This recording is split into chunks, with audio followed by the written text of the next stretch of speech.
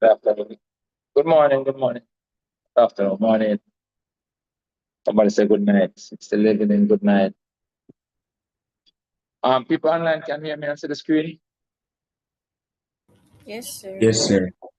Yes. All right, good. So we're still on the question bank. So this is the document we're working from. I'm gonna send the document to the group shortly. I expect you guys to work all these questions over again. More maths equals better maths. But I'm doing them for you first. I would have done all of these yesterday, consumer arithmetic, and I also did sets yesterday. So those of you who were not here yesterday, especially for the sets, I think it would be good if you go and watch the video from yesterday's class, especially on the lesser part, the beginning, first 1 hour on the sets. All right? Because remember, we would not have done much sets in paper two, but we have done no sets at all in paper two. So yesterday I was actually supposed to do number theory and consumer arithmetic today, but I kind of mix it up. So we did consumer arithmetic yesterday. So therefore we have to do number theory today and maybe algebra after that. All right. There are a couple of papers that we didn't get a chance to touch on yesterday, the most recent exams. I would want to just take a quick look, see if there's any that you might want to have a look at. So for example, this one is 2026, January 2026. Let's do them in order. Let's do them in order. So January 2026 is right. Where are you, January 2026? Right here. So we can take a quick look and see if there are any questions on it that we did not do yesterday. So this is the consumer arithmetic section. Remember, I told you it's 8 questions, and they basically all come on the same page on the multiple choice, right? All the consumer arithmetic. So when I look through this one, we would have already done this question yesterday. This one right here, number 14. Would have also done number 15 about buying a television. So remember, the answer is 45. Would have also done this one about the loan paid back over 2 years. Right? Would have also done this one about somebody using gas and there's a fixed charge. Would have done that one as well. We would have also, well, would not have done this one. Would not have done this one. Let's have it circled there. So let's just run through it quickly, as we want to cover all the questions that are exposed to. That is the whole aim. All the questions that we're exposed to, we want to ensure that we know how to do all of them. All right? This question said the percentage profit. So that is going to finishing up the consumer arithmetic from yesterday. It said the percentage profit gained by a shopkeeper who bought a football for $15 and sold it for $18 is what? What's the percentage profit gain? So the profit is actually $3 from 15 to 18. The profit is $3. You divided that by the original amount of $15 and then multiply that by 100. That's the percentage you're working on. All right? So if we cancel this down quickly, 3 into this goes 1 time, 3 into that goes 5 times. Then 5 into this goes 20. And so it's actually 20% profit. That's a 20% profit. Easy as that. Would have done this one yesterday again. This paper, this question, we did it yesterday. And so this is another one that I don't think that we did. This one says accumulate the amount accumulated on $2,500 invested for 2 years at a rate of 5% per annum. Compound interest is what? What is the compound interest on this? I'm gonna use it. I'm gonna use that. Hold on a second. Hold on a second. Hello? Hello? I don't know. I'm in class now. I don't know. Yeah, but I don't know. It's in there somewhere. I don't know. I think I gave it to you actually. All right, later. So about that. Right. So this one, you could work it out. You're adding 5%. So the new amount in the first year is 105%. And the new amount in the second year is 105% of that first year value.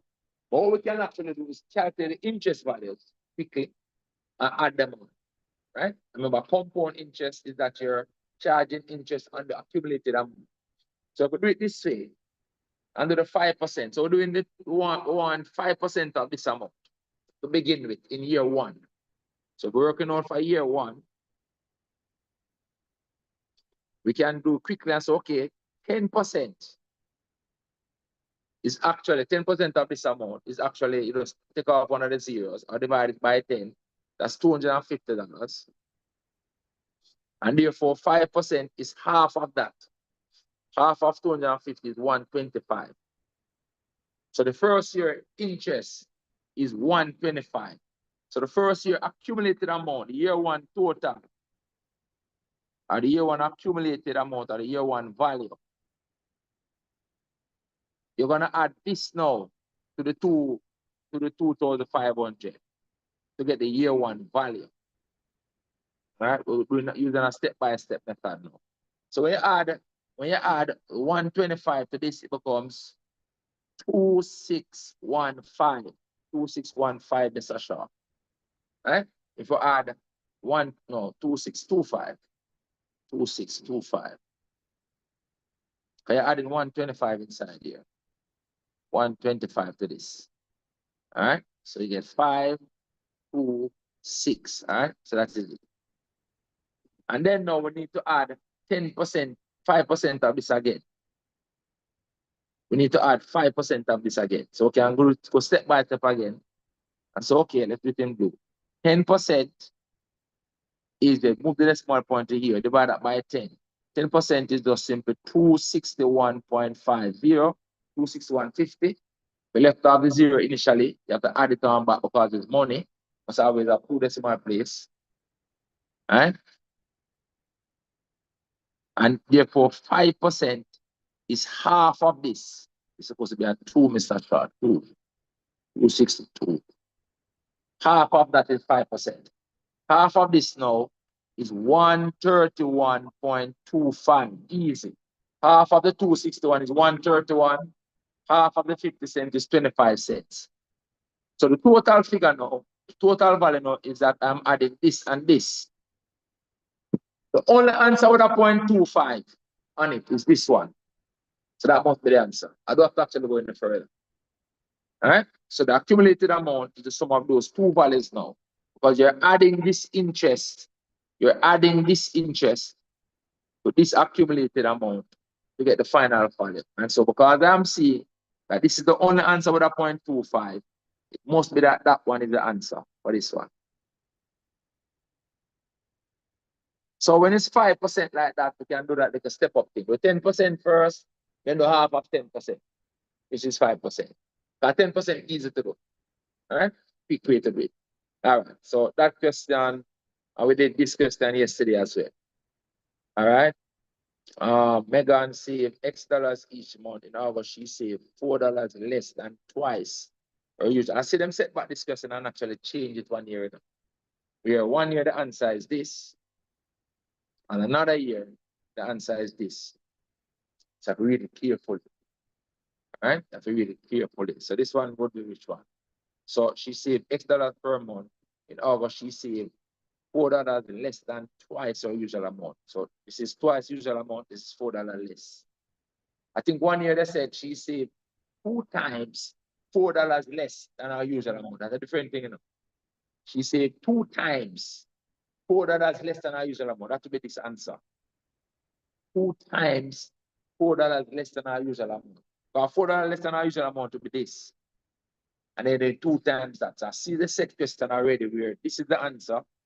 Another year, this is the answer. So you have to read it carefully. Don't assume. You have to read it carefully. But this one, this is the answer. Because she saved $4 less than twice the usual amount. Right? if you save 2 times or if you save 2 times, $4 less than our usual amount, that's a different thing. That will be this one. 2 times $4 less than our usual amount. That's a different thing. I think that finishes that page. That's 2016 January. That's this year. Let's look at 2015. 2015 June last year. 2015 June. June 2015. See if there are any questions on that one as well. I want to be familiar with all the questions. So this one not so clean. This is the consumer rating page. All right, so what I've done this question already. This is the one about they buying a television for $350. All right, and they made a deposit and pay for it 3 months, how much you pay less. This one is a simple interest one. But the simple interest is $900 here. Not so clear, guys, but I'm seeing it at 4.5%. I think we did this one already. And I remember that 108, and I wanted the time. Yes, we did this question yesterday. Look back at that video, you'll see it. This one, at the end of the year, a computer is worth 4% less than it was worth at the beginning of the year.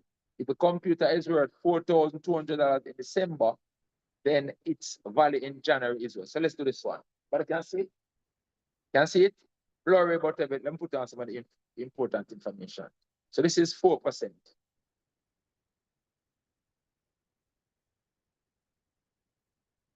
Right? So the computer is worth 4% less. This is less, 4% less than it was worth at the beginning of the year. If the computer is now worth 4,200 in December, so this is how much it is worth in December. After you take off 4%. In December, right? What was it worth in January? So you want to know the January value, right? So if it were 4% less than it was, it means that the value in January is now 96%. Can you see that? The value in December is 96% of what it was in January. You take off 4%. So you can set up an equation like this. You can say 96%, 96 over 100, times the January value is equal to this December value of 4,200. That's what you're solving for X. But answer that, that's what you're solving for X. So you just need to simplify this down and try to find out what that January value is. Now, if you like, and you can solve it, you could work out which one of these is 96% of this. Or another way you could do it, you could work out the 4% on these, subtract it and see which one of them give you the 42, the 4,200. If you're in an exam, you can't work it out. I remember the answers on the paper. So you could work it the reverse way. Work out 4% of each of these values. Right? Work out 4% of each of those values. And then you go. But watch this now. You already know that these two out of it, don't it? Because those two are less. The general figure has to be more than 4,200, don't it? Don't it? So you know that these two out of it. So you'd have to basically just test those two figures and see which one gives you the answer. So you could work out 4% of each of these and see which one of them when you subtract 4%, or if you work out 96% of these, you see which one of them is 4,200. Right?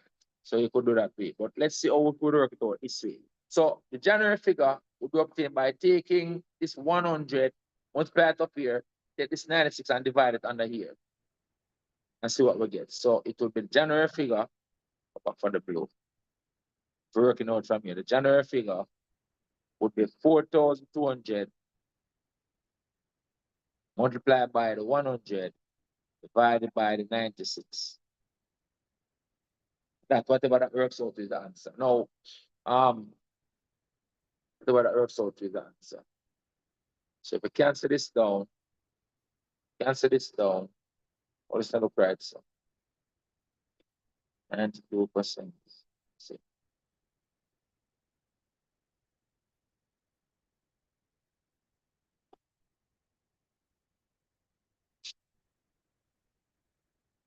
All right, so the last one is the answer. But you have to cancel it down. Like you divide this 2 by 2. You're really focusing on these two numbers. Right? You're really focusing on those two numbers. But if you divide this down by 2, if it eventually comes to this one. That will be the answer. Right? Just cancel this one down by 2. Divide by 2, divide that by 2, and cancel it down. Right? And you work your way down. Did they get it? All right. This one says a man's basic pay. We did this one already yesterday. A man's basic pay for a 40-hour week is $480, and overtime is 25%. 25%. What is this? In excess. It's 25% in excess, meaning 1.25. 25% in excess, 25% more, meaning 125%. 125% is 1.25. That is the overtime rate. So they gave us 1.25 in another question. Now they give it as a percentage. But it's the same thing, 1.25. It's overtime rate. All right, of the basic wage. In a certain week, he works a total wage of $600. Altogether, the number of hours worked is what? All right. So let's see if we can work this one out. Hope we can see. Don't say it kind of blurry. So this is 40 hours. And he does $480 in 40 hours. And overtime is 25% in excess. This is the word excess of the basic wage, of the basic rate. It's the word rate. Don't have a cleaner copy. So the first thing you want to know is what is that basic rate? The basic rate is 480 divided by 40. That's the basic rate. So basic rate that is paid per hour is $480 divided by 40. That becomes 12, right? So it's paid $12 per hour. So it's paid $12 per hour. And now the overtime rate is 125%. 125% is 1.25. So it's paid a quarter of this more than the regular rate. Right? So the overtime rate is 125%. Until 125% times the overtime, times the regular, times the regular rate. We have to realize that it's 125. It's the same as they give us another question. It's 1.25. 1.25. That's what it is. Okay, it will be 125 over 100 becomes 1, remaining at 25 over 100. 25 over 100 is a quarter. So 125% is just 1.25. Most times, overtime is time and a half or double time. Here they put in them at 1.25, 25%. So some person they say 1.25, this one is 25% in excess, which is still 1.25. So the overtime rate is 1.25. 1.25 times the regular rate of $12. So it's like it's $12 for the one, and then a quarter of $12 is 3. So you add them. So this is gonna become $15. Tell me if everybody can see that. $15. It's 1 times 12, a whole 12, plus a quarter 12. That's what it means, 1.25 of 12. So the whole 12 plus a quarter of 12. A quarter of 12 is 3. That's why you get 1.25. So overtime is now 15. 12 plus 3, but a quarter of 12 is 3. So this is the overtime rate. So if you work $600, a total of 600, remember this 480 is included in that 600. So to know the overtime hours, you have to first subtract the 480 to see what the overtime pay is. And then divide the overtime pay by the overtime rate to see the overtime that he did. See? Altogether, the number of hours he worked for the week. Okay. So here now they don't just want the overtime. They said altogether. So altogether, the 40 hours plus the overtime. That's what this question asks for. Most time they ask for the overtime. They say the change the question from time to time. What I want altogether. So we know that the overtime, we know that the regular is 40 hours. So we're gonna say the regular pay, or can't put it this way. The overtime pay is gonna be 600, is gonna be 400 and gonna be 600 minus 480. My mistake. It's gonna be $600 minus $480. What I work out to? $120, right? Good. That is the overtime pay. The overtime hours is the overtime pay divided by the overtime rate. All right? That becomes the overtime pay. So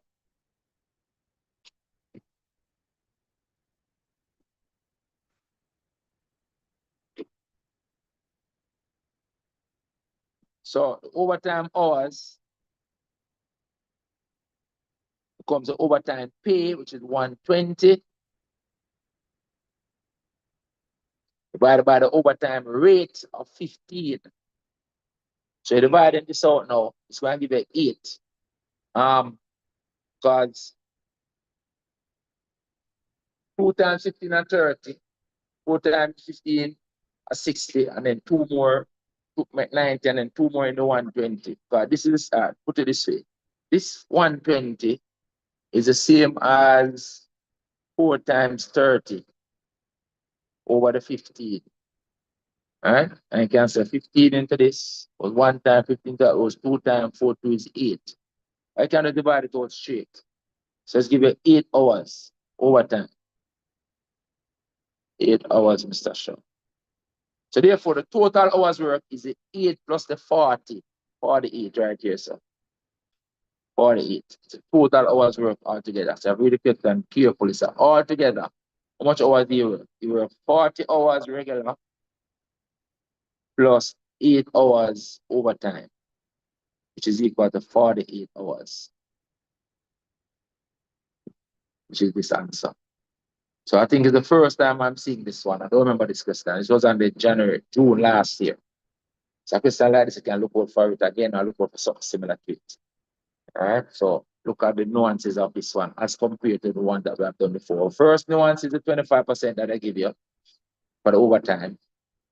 And for this one, normally they ask for the overtime hours. This one they asking for the total hours overall. So if I add the regular hours, you have to first subtract the regular pay for the total, so what the overtime pay is. By the overtime pay, by the overtime rate to get the overtime hours. And you add the overtime hours to the regular hours to get the total hours work. So I would suggest you go and work this one over again. On the 2025 paper, it's in the group, you have it. All right? Don't see these questions and get them wrong for me, please. All right, so that's June 2025. All right, let's look at January 2025. January 2025, where are you? 2025, January.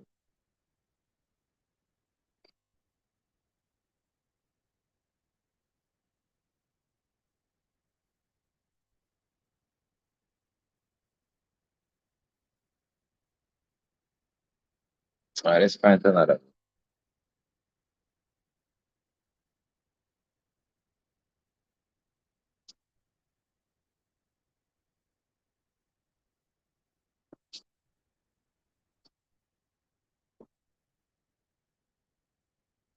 All right. So came back on it. One press January 1, 2025. January. I don't have January 2025. Really? If this is it. Uh,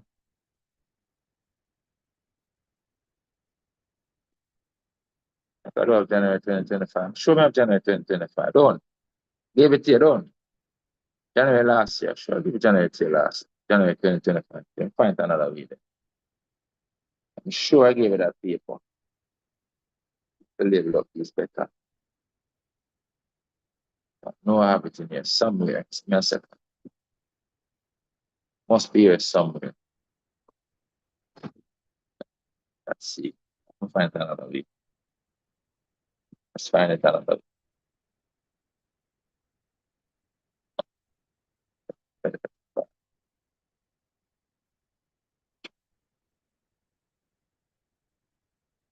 Let's find it now, because that might just have a question that's coming on the exam paper. January 2025, paper one. Here you go. No. Can I find it? Really?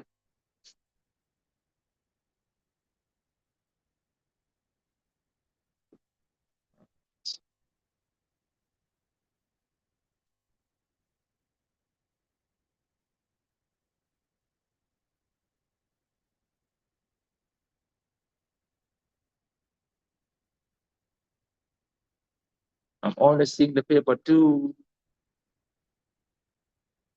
All right. Show me everything here now. I'm not seeing it. Is that paper that I sent to you guys already, don't it? January 2025. Huh? Show me send it to me. It's not coming up. I'm seeing it, but that's not it. Let's see this. That's not it. All right, let's continue. All right, that's it. I would have done it June 2024. So if I find it January 2025, I'll get to it. But I'm sure it's in here somewhere, in the device somewhere. That's not showing itself right now. I don't know why. January 2025. Some reason it's not showing itself.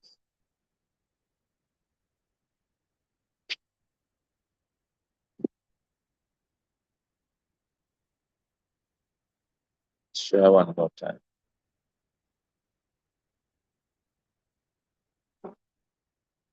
June. If I do have it, I think I have it. Sure I have it.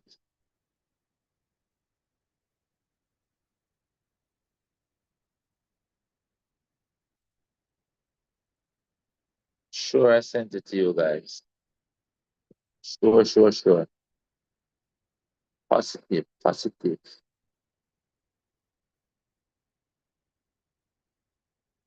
It's not coming up.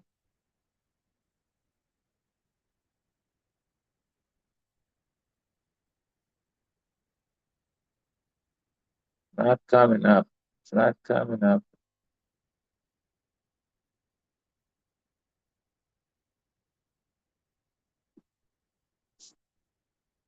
Hmm? It's in the group. Go on. It's in the group. Yes, I wonder why it's not in this device. I've seen the paper too. All right, give me a second because I don't want to leave any stones unturned. So let me see if I can send it to this device now. Pick or look at it. Because there might just be something special on it. And Murphy's working against us. I don't know why I'm not seeing it in this device. Let me see if I have it here. Just saying it in the group, right? Let's see. So let's get it. I don't want something to be on it and then we don't do it. And then next thing I know, that's what come on the exam. I don't want that to happen. January 2025. See to this one, right?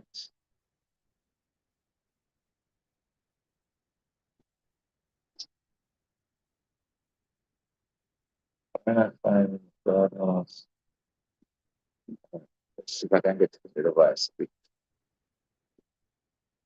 Let's see.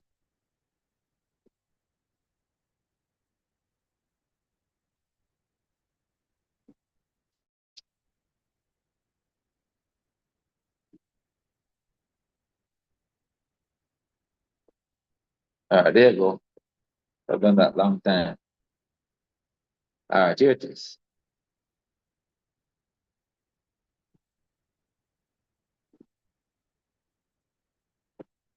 Maybe it wasn't in the device before, I don't know. January 2025, we're talking about, oh yes, this paper not in here too. I remember this paper is a messy paper and it's not in here. It's not in here. I say all these sets questions I would not have done yesterday. You know? Some of these sets questions. Some of them familiar. But like this one, I don't think we did this one yesterday.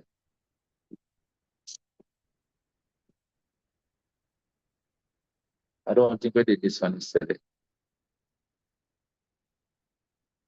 Down here. I don't think we did that one yesterday.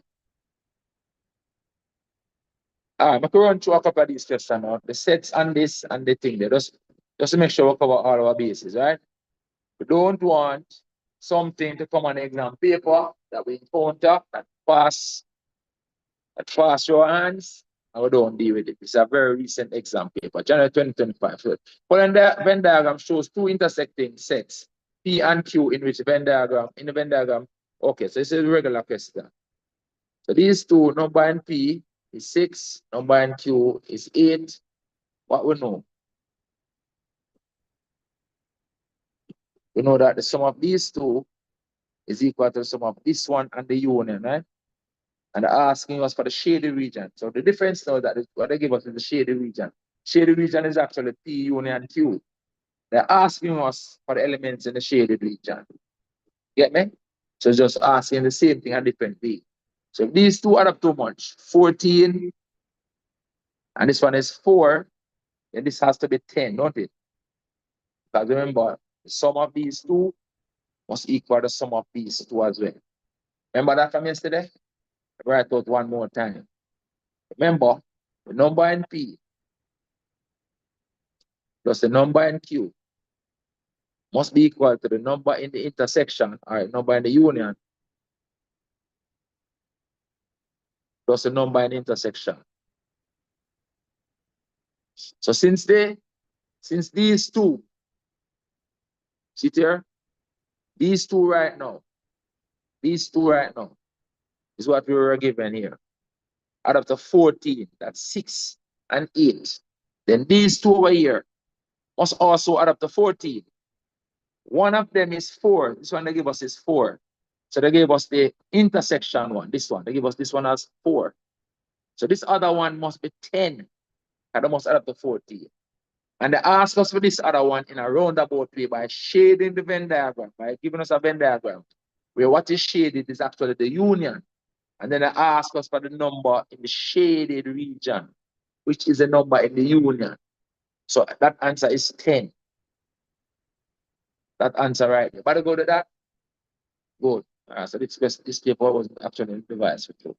And this one down here again, it says, which are the following pairs sets? Which are the following pairs of set? Is one, this was in which of the following pairs of sets is one set, not the subset of that? Okay. Which one set is not the subset of that? I don't remember this question either. Right? Which one of them, this one set is not the subset? So factors of 3 are factors of 4. So not that one, right? Because this one is true. Factors of 3 are factors of 4. This one says factors of 6 are factors of 12. That is true, don't it? Factors of 6 are also factors of 12. So factors of 6 will fit in factors of 12. You understand that? Good, next one. Whole numbers are rational numbers. Now, this as well is true, but all whole numbers are rational numbers. Remember, rational numbers are numbers can be written as a fraction, the whole number, numerator and denominator. So, like for example, the number 4 is a whole number, but if you put it over 1, it becomes a rational number. So, all whole numbers are rational. So, the set of whole numbers can fit into the set of rational numbers. Yeah, you understand that? Just that rational numbers includes whole numbers like those, and also include numbers like 2/3. They're all rational numbers. You get me? So this again, this one can fit into this. Let's put that around there. So what we know is that factors of 3 can fit into factors of 12. Factors of 6 can fit into factors of 12 as well. Then whole numbers can fit into rational numbers. So this must be the wrong one. Multiples of 5, multiples of 10. No, that's not true. Because multiples of 5, multiples of 10. Multiples of 5, multiples of 10. Always look funny, so. Multiples of 5. Right, it's correct. Because look, a multiple of 5 is 25. But 25 is not a multiple of 10. See that? See that? A multiple of 5 is 25. But a multiple of 10 is not 25. Because 10 would have been 10, 20, 30. So multiples of 5 cannot fit into multiples of 10 or vice versa. So this is the one where they are not multiples of each other. None of them are subset of the other. But go to that. They have some common elements, but they are not subset. Not all multiples of 5 are multiples of 10 or vice versa. So let's use 25 as an example. All right, so that's the answer for that one. So remember that one, guys. Let's say this one up here. So all students in our class, well, we did this one already. Scrabble and chess question. And it asking us for how much play board now. I think that answer will be 16. Right? I remember that one. We did it yesterday. And we did this one as well. It says how many students play either hockey or sport or both, but hockey or volleyball, but not both. That's this and this.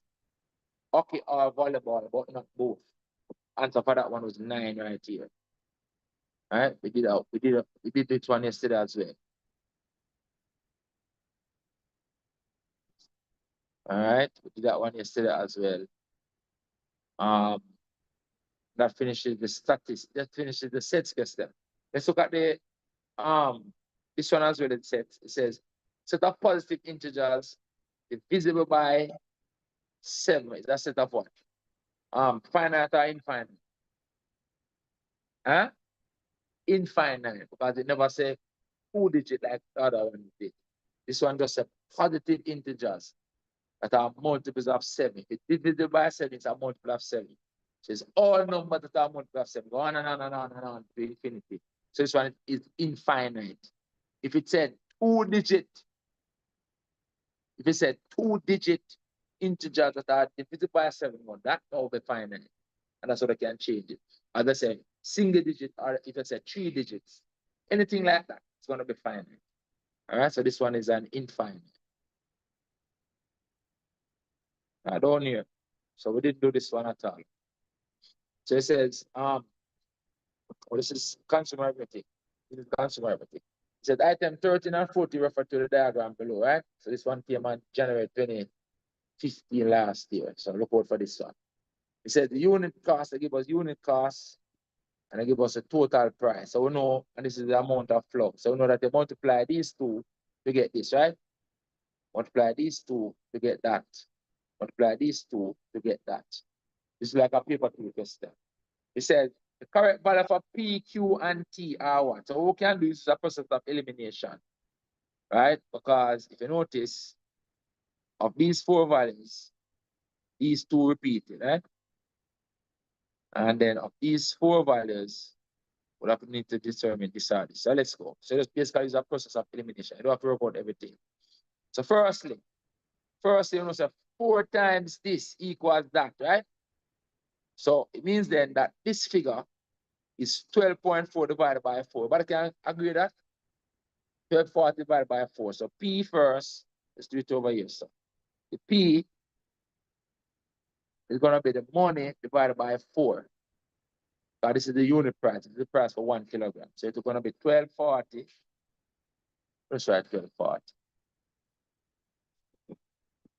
12.40 over 4, which becomes what? $3.10, right? $3.10. 3.10. All right. So you know, says one of this or this is the answer, right? Let's see, we work out Q now. So we work out Q. Any one of these it is the correct answer. We don't have to work out T. Or if you want to work out T, whichever one you prefer. Okay, I work out T. So, all right. So problems are now. Problems. All right. So we're gonna work out T another way. Remember now, them 3 values here, so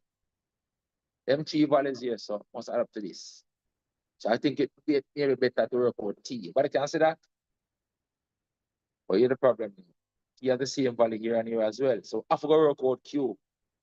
So since we know that this and this answer it's the same, those are the same. It means that this is the correct T value, don't it? But I can appreciate that. That must be the correct T value, right? So that is the correct T value. We can work out the Q then. We can work out the Q, but the correct T value has to be 20.80. That's on the line of correct value. But that's what I'm saying. It's on the line of correct values. When we work out the Q, we get Q equals 3.1. So you know, so it's either this is the answer or this is the answer. When you look on the T, let's talk about the T. You know, so the T on the same 2 correct lines. These are the 2 correct lines. One of those 2, not both of them. One of them correct. Right? But they're giving you the same T value. So it means that T value is really that. So determine the final answer. We can work out which of these 2 Q values is correct. But I got. So to find out which of those 2 Q values is good now, we have to know say 8 times this equals 20.8. That's what we're going to work out. 8 times Q equals 20.8. So 8 times Q equals 20.8. So Q equals 20.8 divided by 8. So Q equals 20.80 divided by 8. No, it can't be this one. Why can I say it cannot be this one? Why can't be that one? That's 6, 8, or 48. It's almost 6 already, you know. And a 48 we have. Right? So 20.8 divided by 8 is more this. Because we know say 2 times 8 is 60. You know, broke out everything, you know. 2 times 8 is 60. And they about 1/4 something. See there? Almost 0.5. This has to be the answer. Not everything in the exam has to be worked out. It cannot be this. 20.8 divided by 8. Cannot be that. And we can do if you don't want to work out exactly. So okay, it's 20.8 is approximately 21. 21. 21 divided by 8. You don't even reach 3 yet. Because 8 is 24. See that? So it's a value less than 3. You don't have to work out everything fully. So the answer cannot be this one. This one out of it. This one is out of it. This one is not it. So the answer must be D for this question. So we have to remember questions like this. And in particular, remember that the answers on the paper, guys, so you do have to work out everything. You do have to work out everything. So this is the answer right here. D.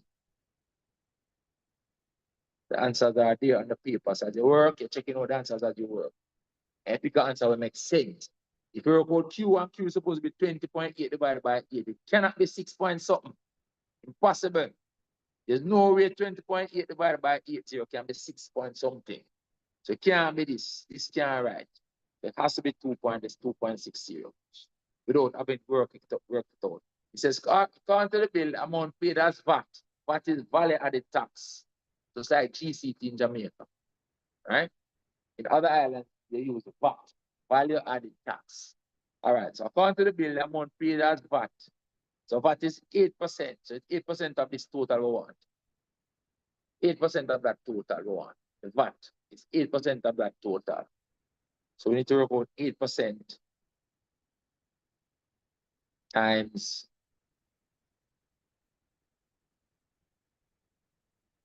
what's the total? $40.40.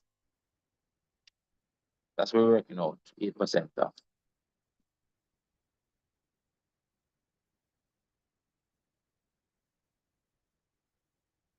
Now, 8 for that 32, don't it? Well, I answer right as so. 32. I can't know them, man. Them are out of it.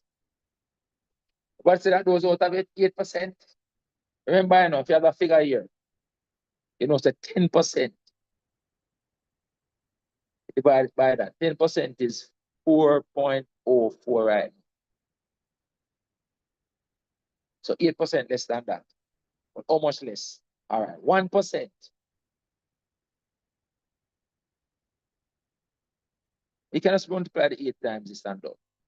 Let's multiply the 8 times that and done, right? But that becomes 8 times that. Let's multiply the 8 times and figure out what they get. Let's multiply the 8 times it.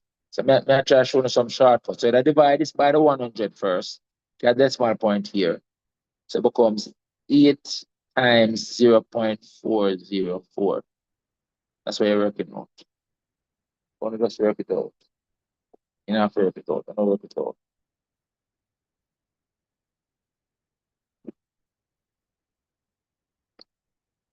And as I said, this is the answer. 3.2 something.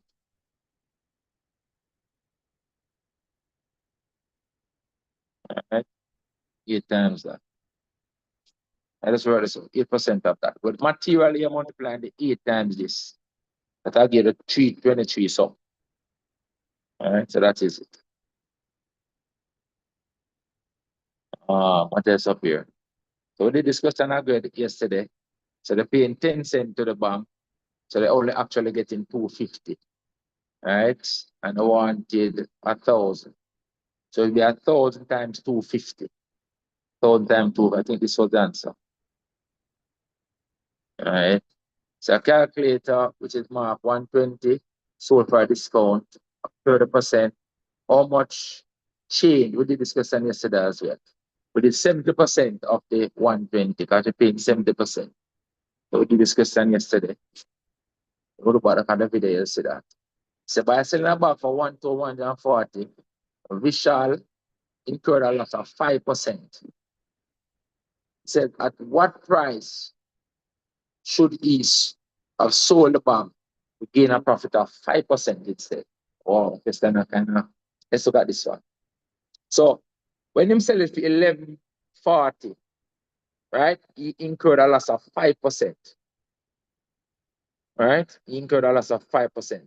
He says, at what price should he have sold the bag to actually gain 5%? We're going to report this question. This question again is different. So when I go to find the paper, anybody have an idea how to approach this question? What will you do? Him sell it for this, and he actually sold it for 5% at a loss of 5%. So he basically sold it for 95% of the cost.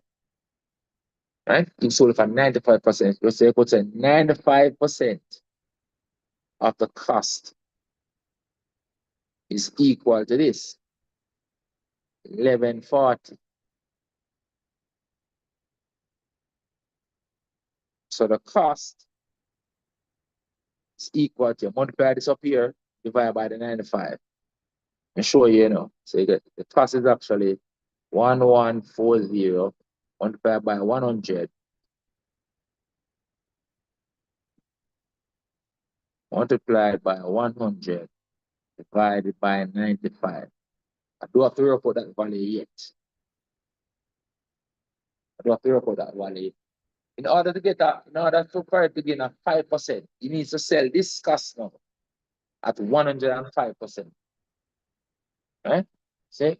In order to gain 5% profit, you need to sell it at 105%. This is not the cost price, and we're not working it out yet. I don't have to actually work it out. I can get one expression and simplify it down and see which one of these is the answer. But I want you to understand the working. So by understand that this will be the cost of it, because if you sold it for 5% loss, and he sold it for 95% of the cost price. 95% of the cost price is equal to the amount that you sold it at. And you sold it for a 5% loss. So therefore, he sold it for 95% of the cost price. So this now represents the cost price. And they're asking you to gain a profit of 5%, how much you must sell it for? You must sell it for 105% of this cost price, which is this. So you need to sell it at 105% of this figure. So the selling price needs to be 105% times the cost price. Where the cost price is now this figure. So you basically just reducing the calculation that you have to do. So you have to simplify these things down in the exam room and work them out. So the selling price has to be 105 over 100 times this figure right here, which is the 1140 times 100 divided by 95. That's what the method. I'm going to find the first of the figures start to cancel. So for example, this 100 cancels this 100. And you really know canceling down these three figures. Cancel them down. All right? You not cancel them down. You cancel them down whichever way you want to get.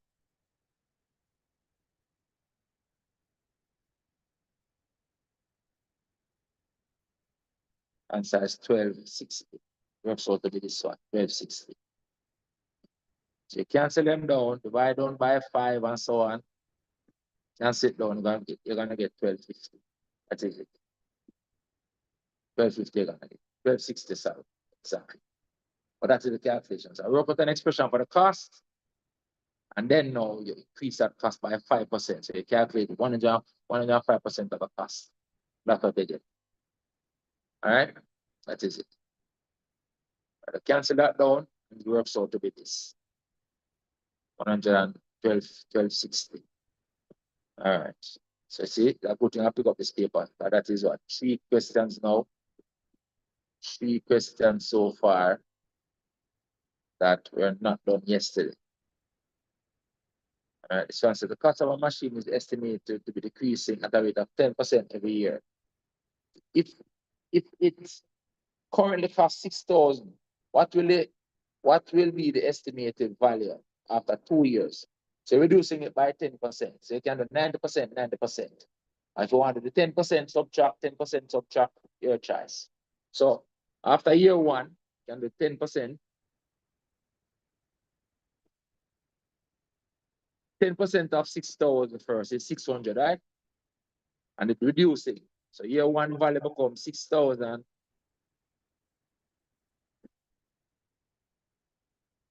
minus 600. 10% of 6,000 is 600. But I don't know that, right? 10% is $600. So 6,000 minus 600 is how much? 5,400, right? 5,400. You have to take off 6% of 10% of that again. So 10% year 2. 10% of this is 540, don't it? 540. 10% of this is 540. So year 2, the amount is going to be 540, 5,400, and take off 10% of 540. That's what you're working on. So you're working on 5,400 minus 540. That's what you're working about. So it must be something with that 60, don't it? Looks like this one. Something with that 60. But I go to that. But that's how I'm subtract 540. 540 is 10% of 5,400. In year 2, the value is 5,400. You're decreasing by 10%. 10% of 5,400 is 540. So that's why it becomes this figure right here. But good? All right. Okay.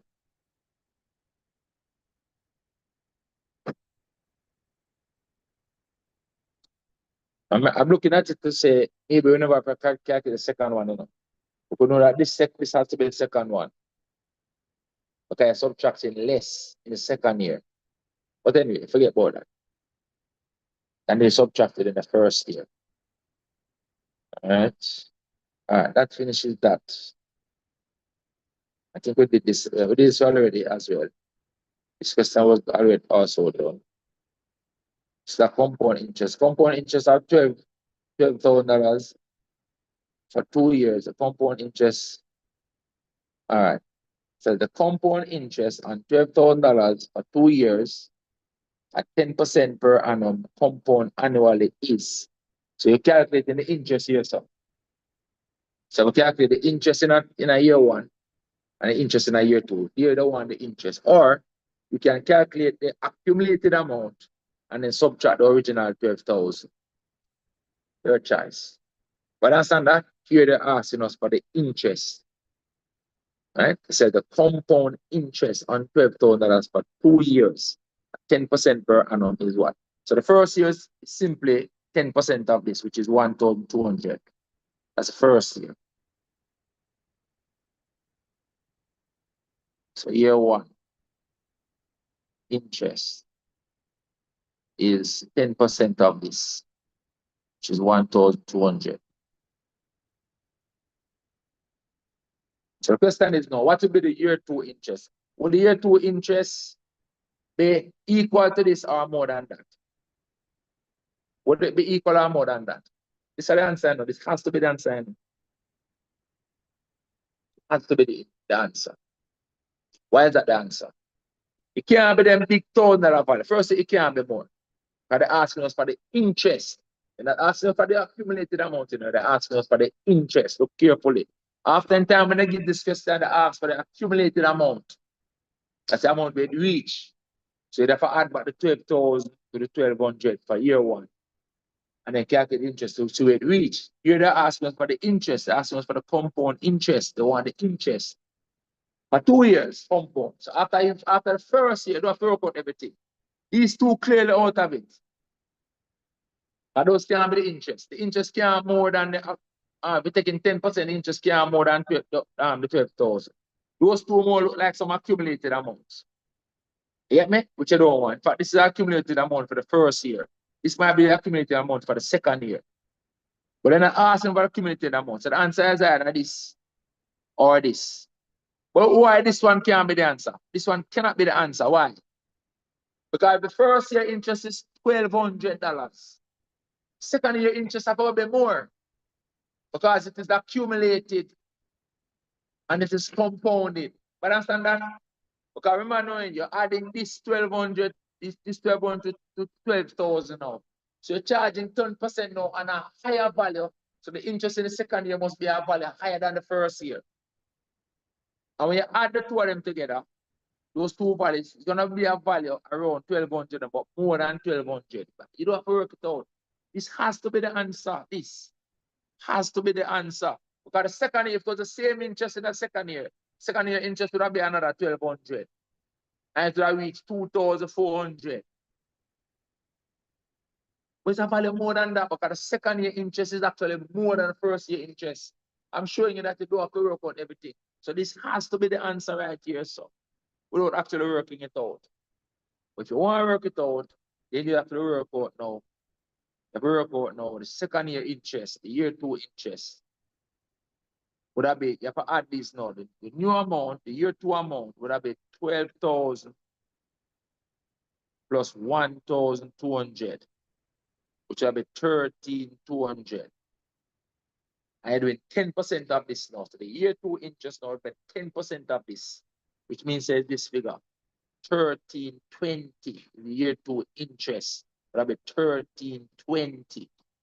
That's how them get the 2520 figure right here. But I'm saying that does not have to be worked out. Yes, and those numbers that are there. You understand? The answer is on the paper, and you can eliminate some answers that don't make no sense. This is the only answer that makes sense based on this question. So when you do the first calculation, you could know that that's the answer without doing the second one. Because the interest have to be a value more than the first interest of 1,200. But you're charging interest now on a bigger amount. So you have to add the interest to the original amount and then charge that interest on that total bigger value. So the second interest must be higher than the first interest, but not by much. So you eliminate the first answer. I know so the second interest are bigger than 1,200. So the two of them can come to 1,320. And then now these two figures, they can't reach so far. The interest can't go past the original amount already after those 2 years. That's just 10% to do it per year.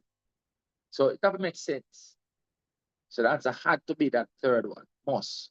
That second B. All right, but if you want to work it out, fine. So this will be the year two total. Year two total would that be the 1,200 plus 1,200, which will be 1320. That's why 10% of it year two now is 13,200. That's it. All right, so that was just a recap of what we did yesterday in a sense. So I'm going to go on to our plan to do today, which is number theory and algebra. Too easy to, we can get out a year early today. But tomorrow, we're going to have another session. We're going to do 2 more topics. And then Tuesday, finish up. And then we're going to spend the rest of the week. I'm going to give you the bank of questions. I'm going to spend the rest of the week doing all these questions all by yourself. All them questions I'm going to go through. I'm going to them, take the week and go through them. I'm doing these questions along with the 2026 January. You're doing all the papers. Along with these, you're doing all the papers down to 2024. You have to go to 2023. So 2024 up to 2026, along with this document that I'm going to send to you. And I'll just keep working those questions until Friday, we'll do the exam. All right? Where the questions repeated. On Friday the exam. When? Thursday? All right, it's Thursday the exam. So you know, so I have 2 days to go through this by myself. In fact, I'm going to send this to the bank, send this to the group from today.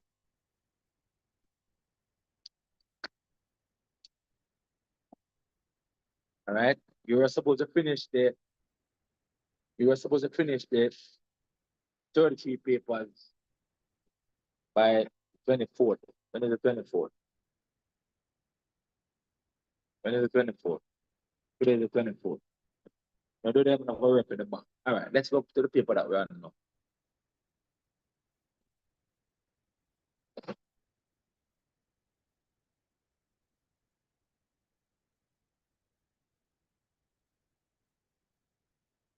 So we're on this bank. No, that's not it.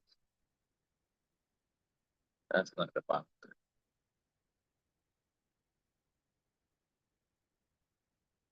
Where is the bank?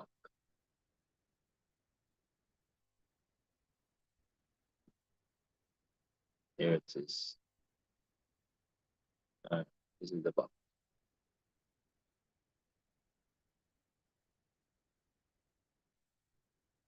All right, ready? Oh, we're supposed to go to number theory, no? Number theory and then algebra. My mistake. So the number theory and then algebra. So doing these questions now, and you should be familiar with that number of these questions. Just basically going through them for you. If there's any that you don't understand, you talk. All right? This question says the value of the digit 2, and I find that the setting some base questions now in the number theory question as well. Base, like base 8, base 5, and so on. So, and the recent example, we can go back and look at them after this. All right, so after finish, we'll take a short break and then we'll do the algebra afterwards. All right, the value of the 2, the digit 2, so that's this digit right here. That is 2 places after the decimal point, so you really value 2 over 100. But understand that? So this is 2 over 100. Comes 2 places after the decimal point. All right, that is maths. Rocket science. All right, that is that. What percentage of 50 is 10? What percentage of 50 is 10? You can set up like an equation and solve it. I can work the percentage of 50 till you reach 10. So for example, because okay, of 50, 10% is 5. 10 you want, so you double this. Therefore, 20% is 10 of the 50. So you have 4 what percentage of the 50 is 10. But understand that it's 20%. Or you could set up this way. Or you could say this way. You could say, okay, X, I'm doing it this way because I don't know what number they're going to give you, right? You could say X%, X over 100 times 50 is equal to 10. I'm trying to find the X right here. Right? If you cancel this down, you're going to get the same 20. Because 15 to this goes 1 time, 15 to this goes 2 times. You take that way, you multiply across it, so you get X equals 20. X equals 2 times 10 is 20. So 20% of the 50 is 10. So you know, so it's 20%.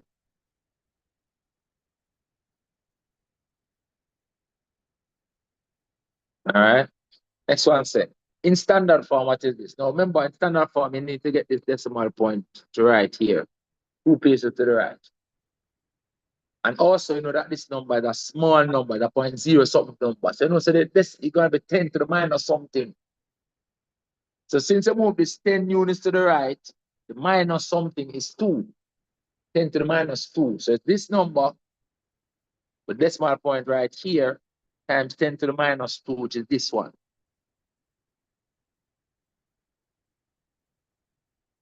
So that you want a way to actually work it out, because it's something like this. Because all right, we have this number 0.02086. I want the decimal point here. So to get the decimal point here, I can multiply by 10 squared to move it to the right. Cancel the multiply by 10 squared, I also multiply by 10 to the negative 2. Also multiply by 10 to the minus 2. Them two are cancel each other. And then this one now move the decimal point first. This one. Move the decimal point and put it where I want it to be, which is a 2.086 times back this 10 to the minus 2 here. So that's why that is the answer. So yeah. Right? So they get this one again. They put decimal point here. See this one now is in the hundreds. So that is now in the hundreds. So it's a big number. When the big number is 10 to a positive 4. right? 10 to a positive 4. So you move to get the decimal point, you move it 2 places to the left, 1, 2. So that positive 4 is going to be 2. It's going to be 2, that number times 10 squared at a big number. This number is in the hundreds, 10 squared. So I know before doing anything that it has to be this 10 squared value right here, this one. Work it out, same thing again. Look at it. If you have 208.06, I want to get the decimal point here, so you move it 2 places to the left, you multiply it by 10 to the minus 2. 10 to the minus 2, move it 2 places to the left. You cancel out that multiply by 10 to the minus 2, you multiply by 10 squared. This will move the decimal point for you and put it where you want it. So after the 2, so it's 2.0806 times this 10 squared. And that is it. But this you can look at this and know the answer. All right. Next one. Ratio. This one says, in a school, the ratio of the number of pupils to the number of teachers is 20 to 40. The number of pupils is 480. How many students are there? You can divide the 480 by the 20, you know, if you can see through it. But look at it this way. You have teachers to pupils is 20 to 1. That's a broken down comparison between the number of teachers and the number of pupils. You want the teachers is pupils to teachers. Other way around. Pupils to teachers. Pupils to teachers. Right. You want this side to reach 840. You want this side to reach 840. For it to reach 840, you need to multiply that 2 here by 42. So you want the 2 to become 84. And you put down by the 0 on it. So for the 2 to become 84, you need to multiply by 42.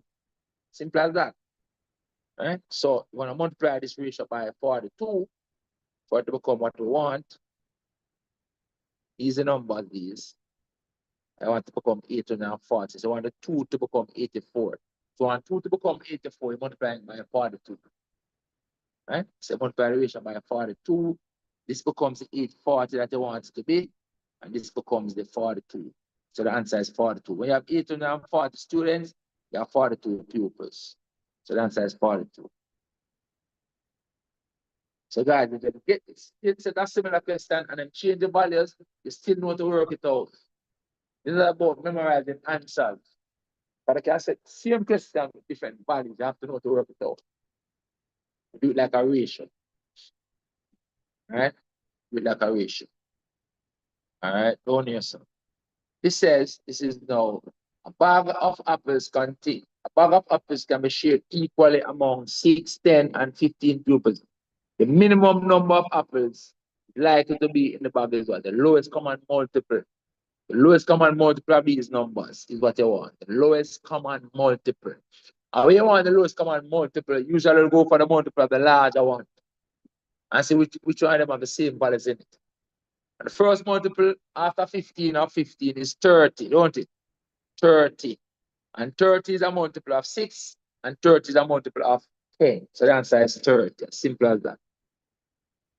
You're going for the LCM. LCM of 6, 10, 15. Work with the 15. Work with the larger one first. First multiple of the 15 is 30. You realize I've gotten a number that the other two are also multiples of, are factors of. So 30 is a factor. 30 is a multiple of 6. 30 is also a multiple of 15. So let's go multiply the larger one. In the first multiple of the larger one, that is also multiple of the smaller ones. That is it. This one said, what is the least number of apples that can be shared equally among 6, 10? Same answer.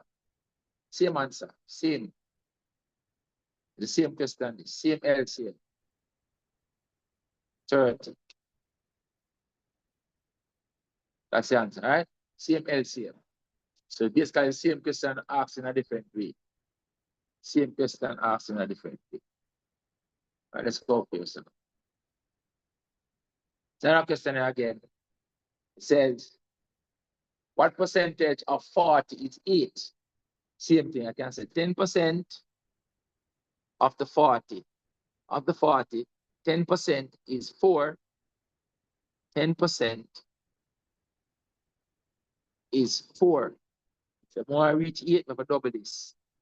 So therefore, 20% is 8.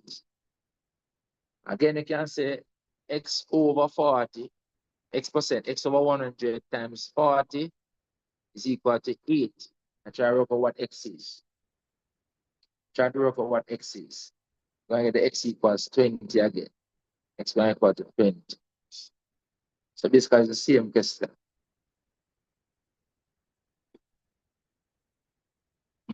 All right. So this is the OR method. OR. Down here. So when we multiply these two numbers, they get this. Question is, what is this equal to? But this one kind of easy enough. Look, you see the number here? It's almost 0.5, don't it? Don't it? 0.5 of a number that is almost 24. It's almost 24, don't it? Half of 24 now almost 12, don't it? So what the closest number to 12? This one is the closest number to 12. That has to be the answer. Eh? I'm going to do it that way as well, counting decimal place. But I'm showing you some of them quick and fast, see me? Right? If you want to count decimal places, fine. Yeah, do that. I do that way as well. So this one now, so this one, from this to this, how many decimal places it move? One place to the left, right? One place to the left to get this one. And then this one moved 2 places to the left. 1, 2 places to the left. That's 1 plus 2. So to get the figure what this is equal to, it moved that 3 places to the left. 1, 2, 3. And so the decimal point comes here in the answer, which is this one. So yes, you can count decimal place move as well. Fine. All right, that is it. That is it. All right. This one says, by the distributive law, but the distributive law is basically just expanding a factor bracket, right? So it's 49 times 17 and 49 times 3. If you factor the 49, you're going to get 17 plus 3. Right? And the 17 plus 3 is 20. That's 49 times 20. So this is the answer, 49 times 20. So distribution law really is about expanding or factorizing bracket terms, right? Factorizing. Expanding bracket terms or factorizing. So a similar question here. 99 times is the same as what? So see all of these have 99 in them.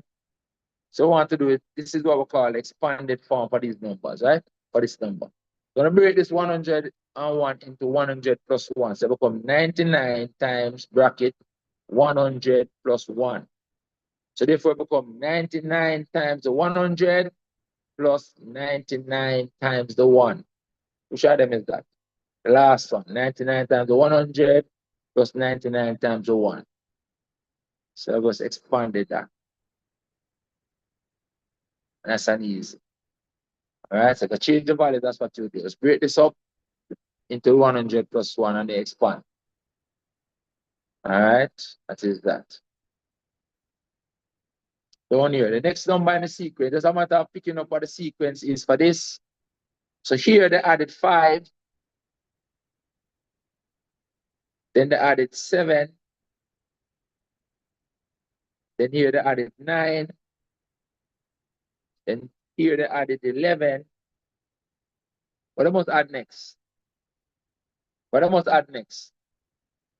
You must add 13 next, don't it? Right? So you add 13 to this, you're going to get 46. So that figure there is 46. Based on that pattern. So this is sequence and pattern really. 46. Easy. This question is easy. This one says 0.45 written as a common fraction. Simplest terms. First is 0.45 is the same as 45 over 100, don't it? So, and then divide it down by what? 5. So you can go 5 into this goes 9. 5 into this goes 20, don't it? So it becomes 9 over 20. 9 over 20. All right. If you're not sure, you could work out these decimals, write them out, divide them out, and see which one of them becomes that. But I think what I've done on the screen is the easiest method. Put it as a fraction and then cancel it down. Convert the decimal to a fraction and then cancel it down. This one says a certain amount of money is shared in ratio 2 to 3 to 9. That's a total part of how much? 14. If the difference between the first and the second share is 40, so this question has a difference in it, then the amount of money shared, then they want the total. So they give us information about the difference, but they want the total. So what we're going to do, we're going to extend this ratio to show what they want. Let's look at it. So it's 2 to 3 to 9 presented. And they talk about a difference between the first and the second figure. The difference between the first and the second figure right here is 1. Let's put the difference above this. Difference, extending it to the difference is 1. I'm going to also extend it to the total because I want to tell them the total. Total pass is how much? 14, don't it? So that's 14. And what it is, we want the difference to become 40 because we know the actual difference is 40. So for the difference to become 40, we need to multiply it by 40, don't it? To see what it actually is. This must become 40. But the difference becomes 40 multiplied by 40. So multiply it by 40 as well to see what the total is. Multiply it by 40 as well. So the answer becomes 14 times 40. What is 14 times 40? Huh? How much? 560. 14 times 40 is 560. So this is the answer, 560.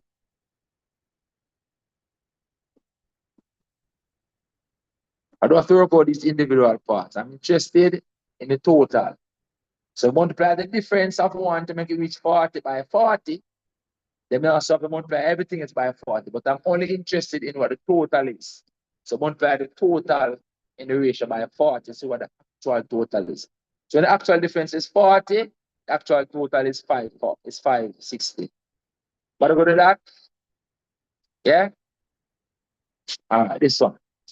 Square root of 17 squared minus 15 squared. This one to me, it's easier to recognize this as the difference of 2 squared, guys.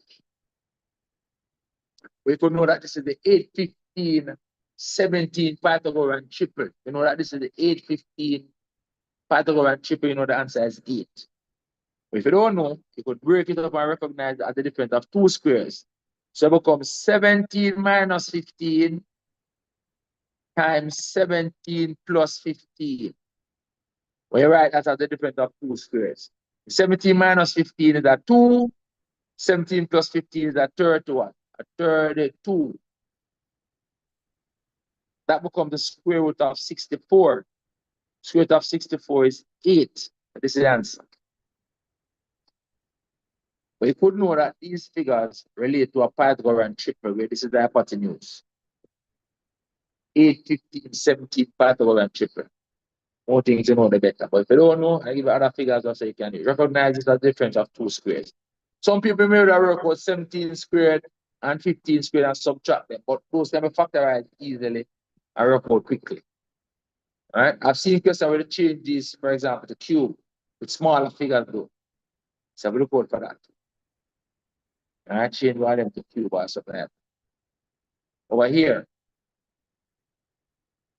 negative 3 squared plus 4 squared. The negative 3 squared becomes 9 plus negative 2 squared becomes 4. Easy question. That one becomes a 4. 9 and 4 is 13 right there. What do go to that? What number is added to 1 1/3 to make it 2? You have to add 2/3. This one is right.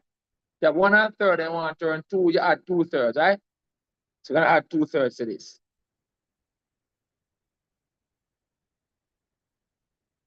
1 1/3 If I add 2/3 to make it become 2. 1/3, add 2/3 for it to become 2. That is the answer. Add 2/3. This one now. 11.1 divided by 0.01. That's going to be some more number of ways. 11.1 divided by 0.01. I want another here so to become a 1. Simple. You multiply another here so by 100 to make it become 1. If I also multiply up here so by 100. Simple adjust. That to make this another here so become a 1. I move decimal point 2 place to the right, me multiply that. So then it becomes equal to, move decimal 2 place to the right, becomes 1110 over 1. So the answer is this, 1110. That is it. Understand that? Understand that, Miss Brooks?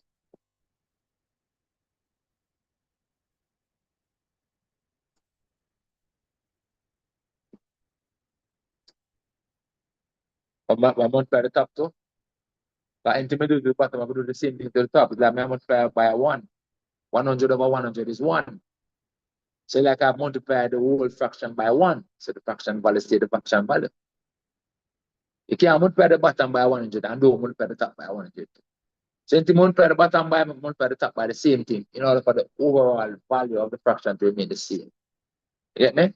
It just to make it become a simple expression to see what it is. You understand? That is it. Another way we could do it, if you like.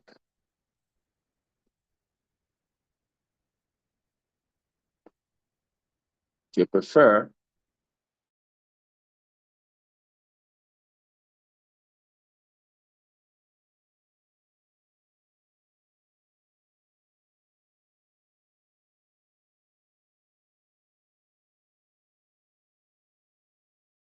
yeah.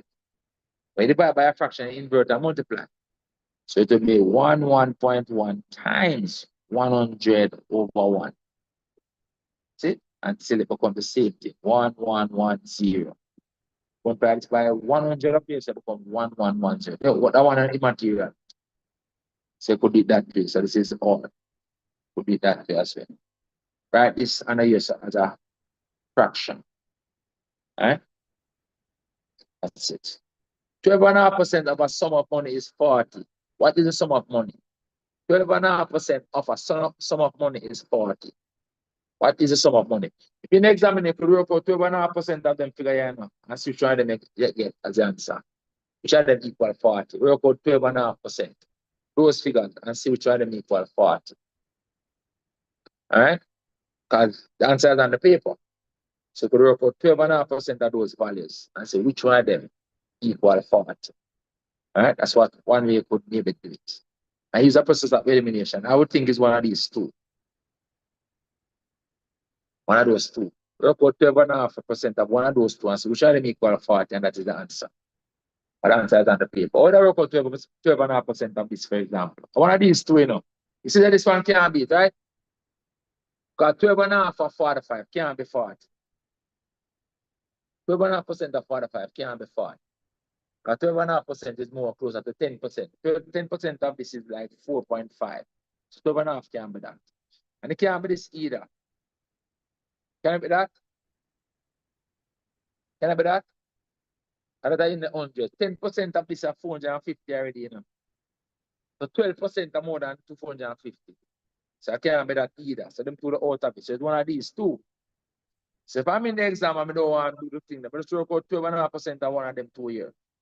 Do one first and then try the next one. So let's say I try the 500 first. 12.5% of 500. So first I'm gonna do 10%. Let's come back to it. 10% first of 500 is 50. Let's go step by step. 10% of 500 is 50. So you can't be that either. So something wrong. Hold on. 10% of a certain number. 12.5%. At the big one. Oh, wait. Let's work it out. 12.5%. 12.5%, 12.5 over 100 of a sum of money is 40 times the sum of money X is equal to 40. That's what we're working with. 12.5 times a certain money is 40. So the X equals 40 times multiply by 100 here and divide another 12.5. So times 100 over 12.5. That's what we're working on. So this is 320.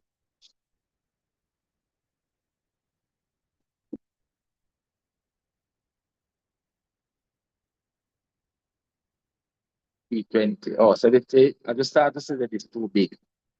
That's what I'm about. I started to work, this was too big. 10% was already 50. So it has to be the 351, the 320. So I'm going to go back to the original method. I'd safer. So I know that is one of these two for sure. But 10% of 500 is already 50. So it can't be 500. 500 more than that already. It has to be the 320. Has to be the 321. By a process of elimination. So it has said 10% of 320. We're testing it. It has a 10% of 320 is 32.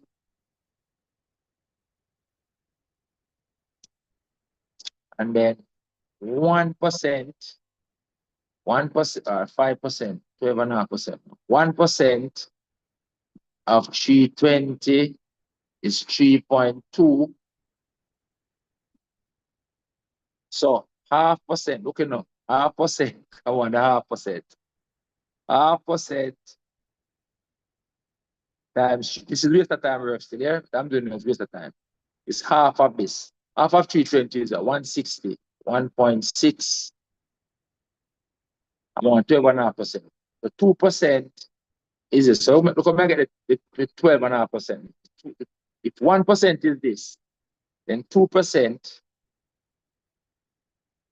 of 320 is 2 times this, which is 640. 6.40. So if you make up the 12.5%, you're adding up these. 10%, 10%, 2%, 0.5%. That puts 0.2, I mean 0.5. All this I'm doing now is waste of time work. I'm just showing you something. So 2%, 0.5%. So you're adding up these. Right? And those will give you the 40. By them two add up to 8. Plus the 32 means 40. And so you could work it down that way as well. But as I said, you could also use that trial and error method, process of elimination. This can't be it. This can't be it. I will try, we say one of these two. As I start try this one, 10% of that are 50 already, too much already. So this has to be the answer. All right, this has to be the answer. All right, but I want you to understand you can break down percentages like this guy and build it up back to where you want. So if it's 320, 10% is 32. So 1% is 3.2. I divide by 10 again. If 1% is 3.2, then 2% is 6.4. And 0.5% is half of this, which is 1.6. To make up your 12.5% is a 10 plus a 2 plus the half. Add up. And then add up to 40. All right? But as I said, this question was easily done by us trying which value works. That is it. So this one out of it as well. All right.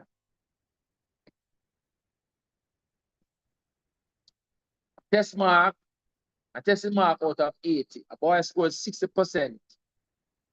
How many did he get?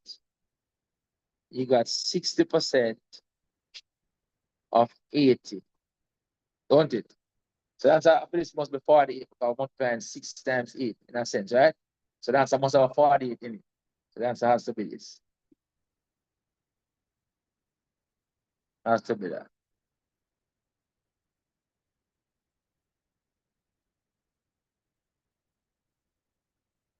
Next one. So there are 40 students in a class. Girls make up 60%. 25% of the girls wear glasses. How many girls wear glasses? I'm sick of saying, how many girls don't wear glasses? So remember now, 60% of the class is girls. The answer one, 25% of girls. That's what the question wants to know. 25% of girls. Right? Because I want 25% of the girls wear glasses. How many persons wear glasses? 25% of the girls. But the girls is 60% of the 40 students, don't it? And the 25% is a quarter, don't it? So this becomes a quarter times 60%. The girls is now 60% of 40. That's what they're working. Right? And then if you notice now, this 4 cancels this 4 to give me 10 right or so. Right? And this works out to 6. 6 times 1 is 6. So it's 6. See that? Just give me 6. So this answer is 6. 6 girls wear glasses. So that didn't have to work with the actual number of girls that wear glasses. One final answer. Alright? But that could be 24. You want it to work out.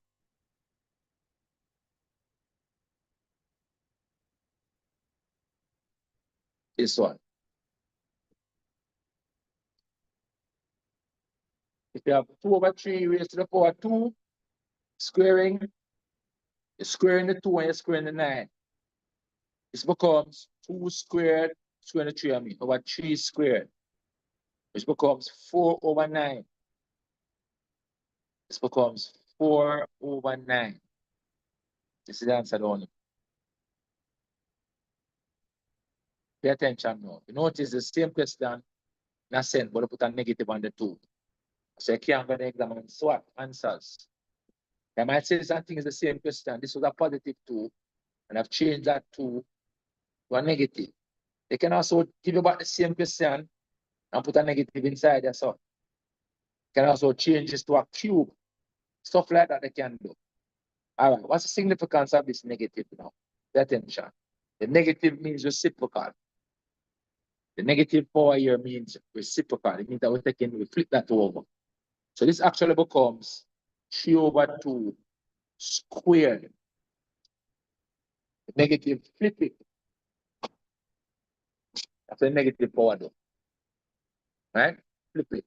So if you have, for example, 2 to the minus 2, that is the same as 1 over 2 squared. But this 2 is the same as 2 over 1. You flip it. All right? So the negative power takes the reciprocal. So let's know that now. So this is how we're working out then. So this becomes now 3 squared over 2 squared, which then becomes 9 over 4. So that's how this one is now 9 over 4. So you see they put the answer for this one here as well. And I put it up front. So if I do swap the question and think of 4 over 9 as the answer, no. They've changed the value on the power. So you have a look out. You won't go in the exam swatting. All right? Look out for these things.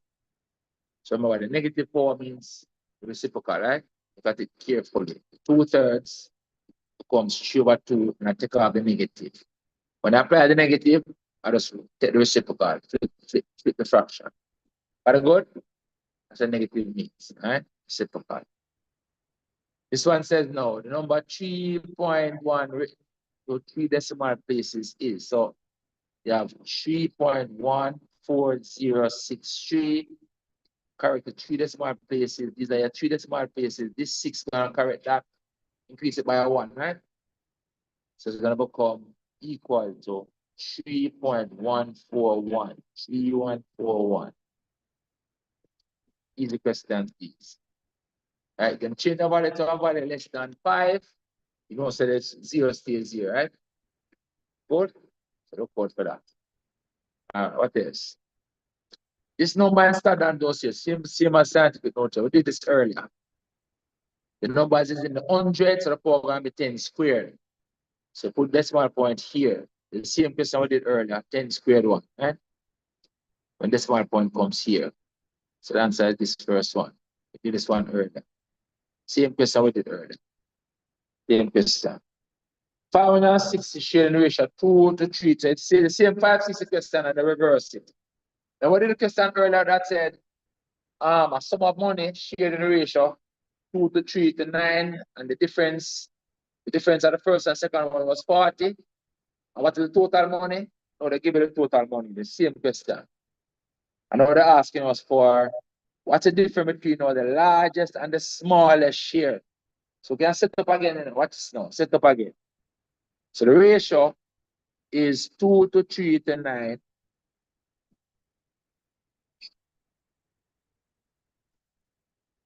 And we want a difference. We want to extend it to show the difference. But no one difference between the largest and the smallest. Where that difference is now 7. So same information, but can I make some changes to it, right? The difference is now 7. And they also, you know what the total is. But in the ratio, I extend it to show the total as well. But we know the total. The total in the ratio will be 14, right? 14.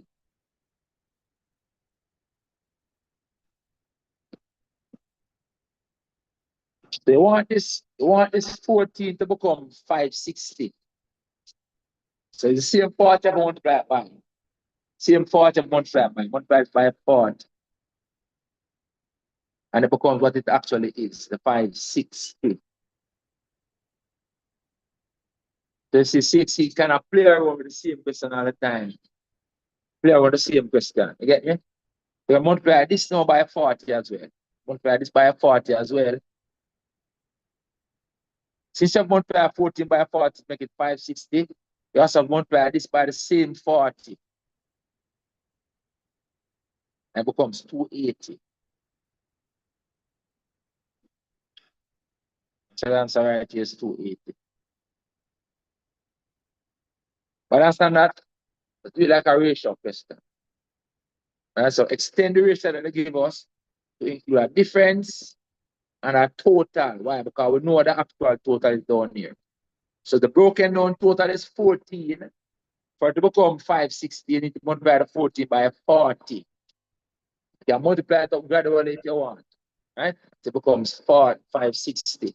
There's 40 multiplied by. Right? And so you have multiplied by 40 as well. So it becomes 280. That's why that answer here is 280. All right? That's the difference between the largest and the smallest. All right? That is it. Down here says 60% of a number is 90. What is 4/5 of that number? So look at the juggling now. This is from algebra. It's the algebra. Some kind of algebra. All right, watch this now. 60%. Look at this. 60 over 100 times some number is equal to 90. And I want to know what 4/5 of the number is. So we can simplify this down and end up with a 4/5 of n on the left side. Where I get 4/5 of n on the left side, whatever I end up over here is the answer. If you want, you can work what the number is first straight, but you don't have to. But this works down to 3/5 right now, don't it? But cancel that, right? 2 into the 6 goes 3 times, and 2 into the 10 goes 5 times. So right now we have 3/5 of the number.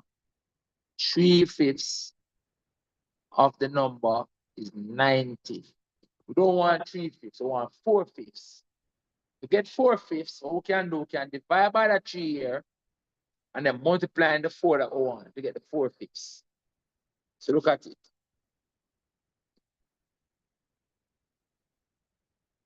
So I want this side to become 4/5.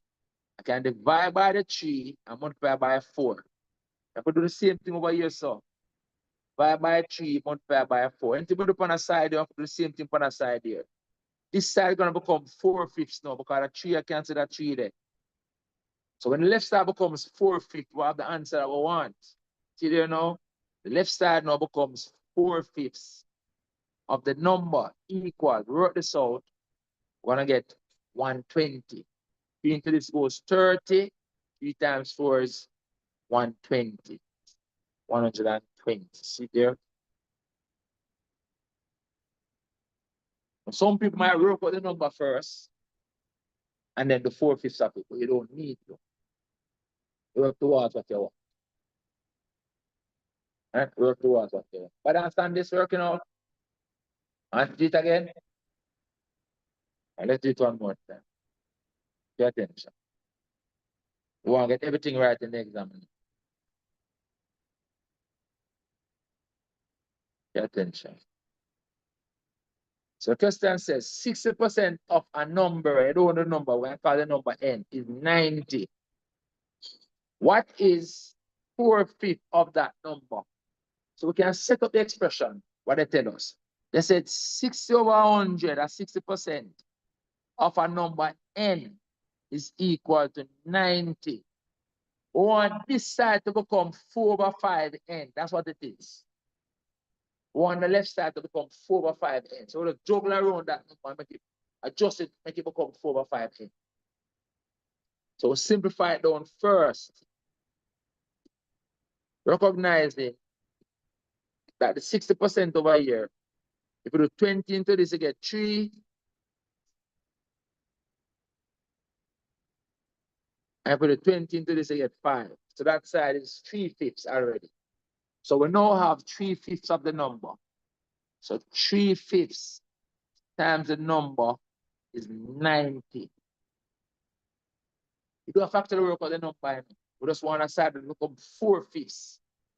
How can I get this side to become 4/5? 5 is there already. But I like that 3 to become 4. So what we can do? We don't want the 3 there, so we're going to divide by a 3. You cancel it out. A 4 more 1. Multiply by a 4. But I have to do the same thing that I multiply this side, I have to multiply it over here too. So I also have to do the same adjustment on the right side. Multiply by 4/5. So that 3, I cancel that 3 there. Put in a purple. This 3 cancels this 3. And I'm now left with 4/5 of the n, which is what I want. Huh? Huh? 4/3, thanks. 4/3. So the left side now becomes what I want it to be. 4/5n. That's 4/5 of n. Equal. When this work out now, I have what 4/5 of n is. Work out to be 120. Because 3 into this goes 30. And 30 times 4 is 120. So the right side becomes 120. 120. So 4/5 of the number is 120. And I did not need to actually find the number to do. Just adjust for them give me until it becomes 4/5. All right? That's your number skills. So another question here. 350 that sharing ratio 2/5, the smaller is 2/7, right? Total part is 7, smaller portion is 2/7. So this one kind of easy. 2/7, smaller portion is total the same. Total part is 7 times the 350. Which is what, 100? Because 7 to this goes 1 time and 7 to that was 50, right? 2 times 50 is 100. So the answer for this is 100. All right, that is that. Up here, so. Similar question here, so. 30% of 45, of a number is 45. What is 4/5 of the number? Same kind of question. Same kind of question, you know, that we just did. It here, 30 over 100. That's 30%. Times a number equals 45. You want to know what 4/5 is. We need to make that side become 4/5. Right now, if you divide this by this, a 3/10 that. All right? 3/10 that. So this is a 3/10 times the number equals 45. I have a lot of juggling I can do with this. A lot of juggling. I can take this and change it to 2 times 5. And take the 5, take the 2 and multiply it over here. Put 44. And turn it into 90. I can do all of that. But let's say we don't do that. I want this 3/10, 3/10 to become 4/5. right? I want to become 4/5. I want to become 4/5. I can take this and multiply it across here first and divide this down. So look, you can get all right, the n equals. If you want, you can work out the n now, guys. You can work out the n if you want to. Multiply by 10, you get 450. Divide by the 3, you get 150. And then get 4/5 of 150. All right? I'm not saying you can't do that. You can do that as well. Right? But we can go the n equals 45 times the 10 over the 3. But take the 3 and divide it under here. And take the 10 and multiply it up the top. And then I want 4/5 now. So multiply this side by 4/5 to get the 4/5. Multiply by this by 4/5 as well. But don't write that down, done. That's the answer. Whatever that works out is the answer. Whatever that works out is the answer now. So cancel that down now, your answer. All right, so let's go. So 3 into this goes 1 time, 3 into that goes 15. 5 into this goes 1 time, 5 into this goes 2. 15 times 2 is 30. 30 times 2 is 120. So the answer is 120. So it's really the same question. 120. So it's out to 120. But a similar kind of calculation. So some people might work out the n first, and then the 4/5 of the n. And then it will be 150 if you work it out. And then the 4/5 of 150. Right? So it could be that way as well. Here's another decimal movement question. So this time this is equal to that. I want to know what this is. What are the movements? Decimal point moves one place to the right to get to this. And it moves, this stay the same. So the answer does move one place to the right. So this must move one place to the right. So the answer is this one, 15 point something.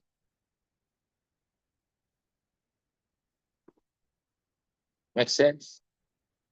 Yeah. Very good. That is it. So one place to the right. This alone move one place to the right to get to this. So you can move this answer one place to the right as well. 15 point. That is it. Same question this. All right, no, so that's some additional movements, yes or no. So this one now move one place to the left. And this one moves 3 places to the right. So that's a -1 move. And that's a 1, 2, 3 places to the right move. So the net movement is 2 places to the right. So that 3 minus 1 is 2. So you're going to move this 2 places to the right. 1, 2, plus 3. But I said that. So the decimal point is coming after the 9. So the answer is this one.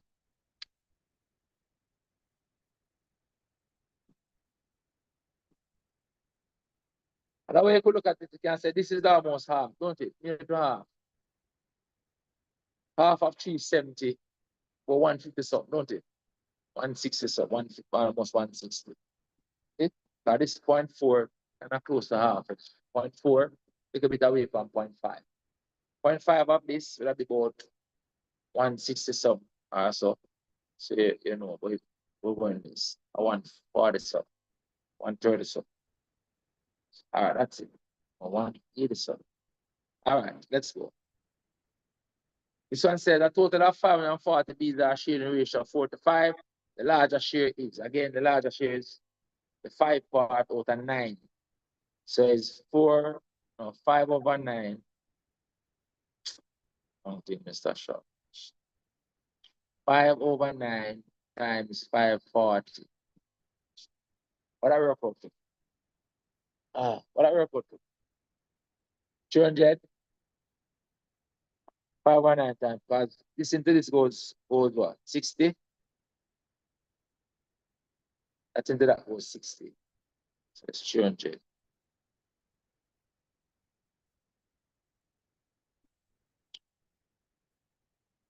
That's what it is. 5 over 9. This question. First three common multiples, 3, 4, 6 are. The first three common multiples of 3, 4, and 6. Common multiple. 3, 4. It has to be the last one, don't it? Because this is not a multiple of 3, don't it? Don't it? So by elimination, these out of it. Those out of it.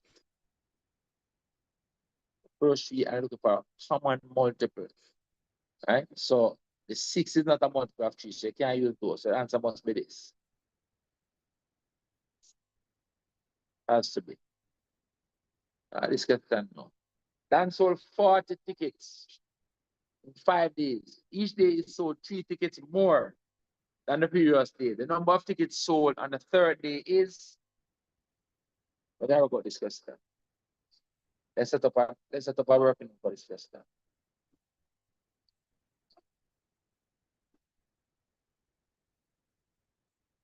So the one ticket sold on the third day. Each day sold 5 tickets more than the first day. Let's do it right here. So let's say these are the days. And these are the tickets.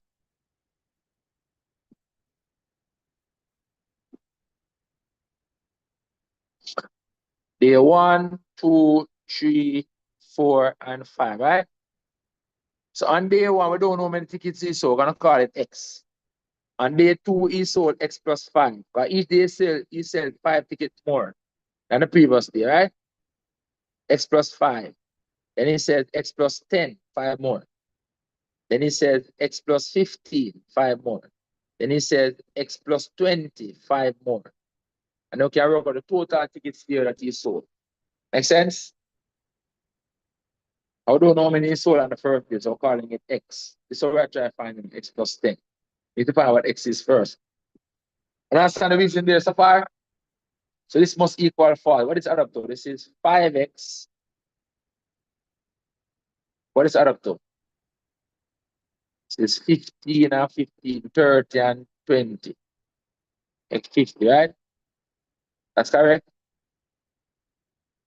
That's correct. It's a 15 and 15 make 30, 30 and 20 make 50. The 5x plus 50 equal, I'm going to take themselves 40 tickets in front. Something wrong with this. Oh, it's 3 tickets more myself. My mistake. I really that's 5 tickets more. So it's not right. It's 3 tickets more is selling. 3 tickets more. My mistake.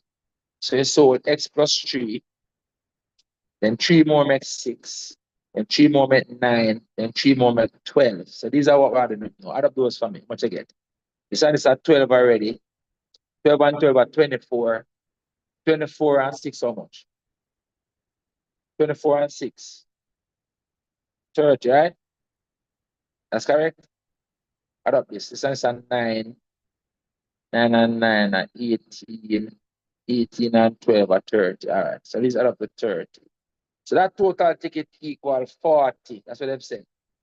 That total ticket equals 40. So if 5x equals 40, then 5x equals 10. So x equals 2, right? So if x equals 2, the ticket sold on the third day, which is this, is 2 plus 6, which is 8. So you sold 8 tickets on the third day. Answer is 8.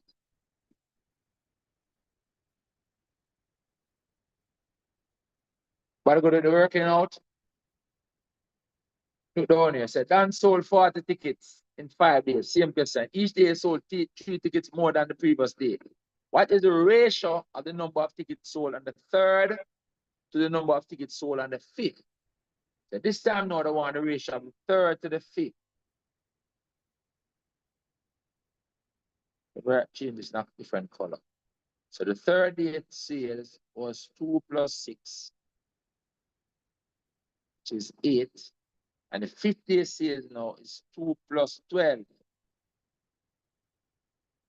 2 plus 12, which is 14. The question I want the ratio 8 to 14 I want now. 8 to 14. 8 to 14 I want ratio. Divide this 2 by 2, you get 4 to 7. 4 to 7 is right here. This one. You won't put 7 to 4 in them. It's 4 to 7. Kind of said 30 to 50. So it's 4 to 7. All right, so the same question, and they ask it 2 different ways and 2 different papers. Same information. One they ask for the number of tickets sold on the 30, which is 8. Next time they ask for the ratio of the number of tickets sold on the 3rd and the 5th. It should be 8 and 14. Take the ratio. All right, that's it.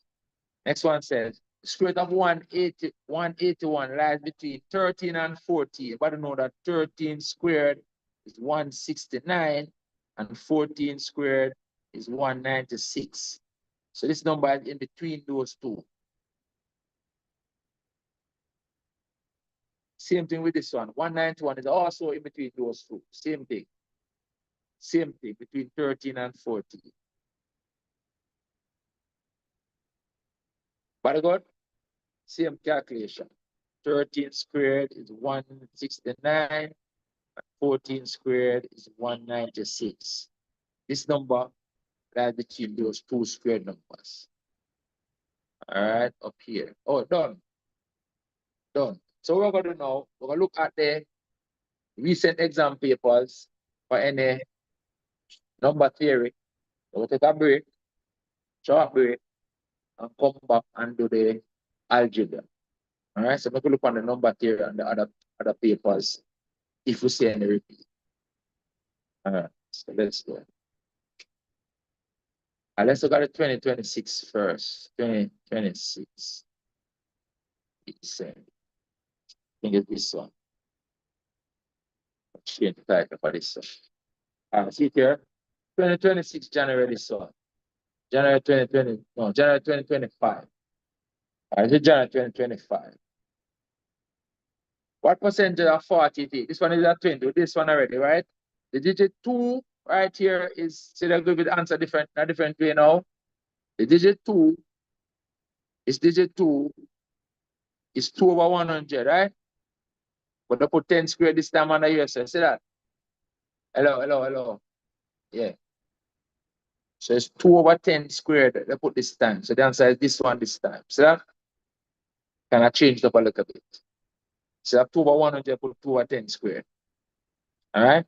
And not this enough because this is 2 to the minus 1. If it was 2 times 10 to the minus 2, it would be the same thing. If it was 10 to the minus 2, it would be the same thing. It would be correct. But it's 10 to the minus 1, then put. So if you change it for an example and put 10 to the minus 2, they know that it is correct. Because this digit right here is same as 0.02. That's the value of this digit right here. Right? Which becomes 2 over 100. We did this one earlier. I think the answer for this one was 8. We did this one as well. The answer for this one was what? 40, what was it? 42. Did this one as well. This one's a back and minimum lowest common multiple. Answer for this one is 30. Right. This one again, this one earlier as well. We split it up. I think the answer is B. Right. And then that is it. This was in the what we did yesterday, the set part of the syllabus. Let's look at 2026, January 2026. So what number 7? The one there? What number 7? Oh, no, we did it yesterday. A different topic.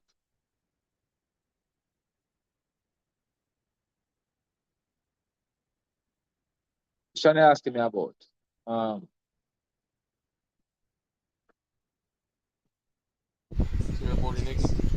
Which one? This? We did this yesterday. Answer for this one is the last one. We did this yesterday. All right. So look at 2026 January 2026. We're looking for now. January 2026. I'm not seeing them. What's the matter? See here, January 2026. All right. So looking at the first of the question on this paper, first page. See if there are any different things. This one says this number into 3 decimal places. We did this one a while ago, right? I think the answer was this one. Just did that one a while ago. Use the distributive law. This one again. That time that becomes 20. Yeah. So becomes the first one. This number is the one with 10 squared, but this is in the hundreds. So the one with 10 squared, this one. This one we didn't do. See? We didn't do this one. This one is a new question on this paper, January 2026. This one, I don't call this one in the past paper before January 2026. Sets. Not set. Base. They're doing base numbers, base questions a little bit a lot recent times. All right, so in base 10, the value of the digit 2. What's the value of the digit 2? Now this is in base 8. But to do this question, you have to use place values. The best way to do this is use place values. So this is in the third place value, third place. What are the place values when a number is in base 8? Let's look at it. Place values. Whatever the base they give you, this is the approach you're going to be using. Right on the place values. So when you're working in base 8, you remember if you're working in base 8, your digits can go from 1 to 7. If you're working in base 6, your digits go from 1 to 5. Your digits always go from 0 to 1 less than the number. Right? So if you're working in base 8, your digits are 0, 1, 2, 3, 4, 5, 6, and 7. Those are the only digits you can use if you're working in base 8. Just like how if you're working in base 2, you can only use the digits 0 and 1. When you're working in base 10, our number that we use, decimal, the digits we use are 0 to 9. To make the number 10, you put 1 and 0 together to make the number 10. See that? The digits we use in base 10 is 0 to 9. So the digits that you use is always 0 to 1 less than the base that you're in. But anyway, let's look at the place values for this now. Place values.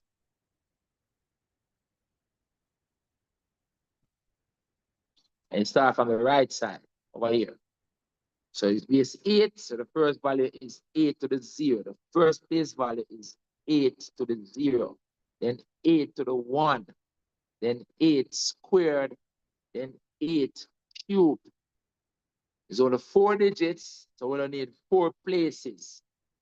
What's the actual value of this? And in fact, we don't even need this one. We don't even need this one. It's this one we're trying to get, which is in the third place right there.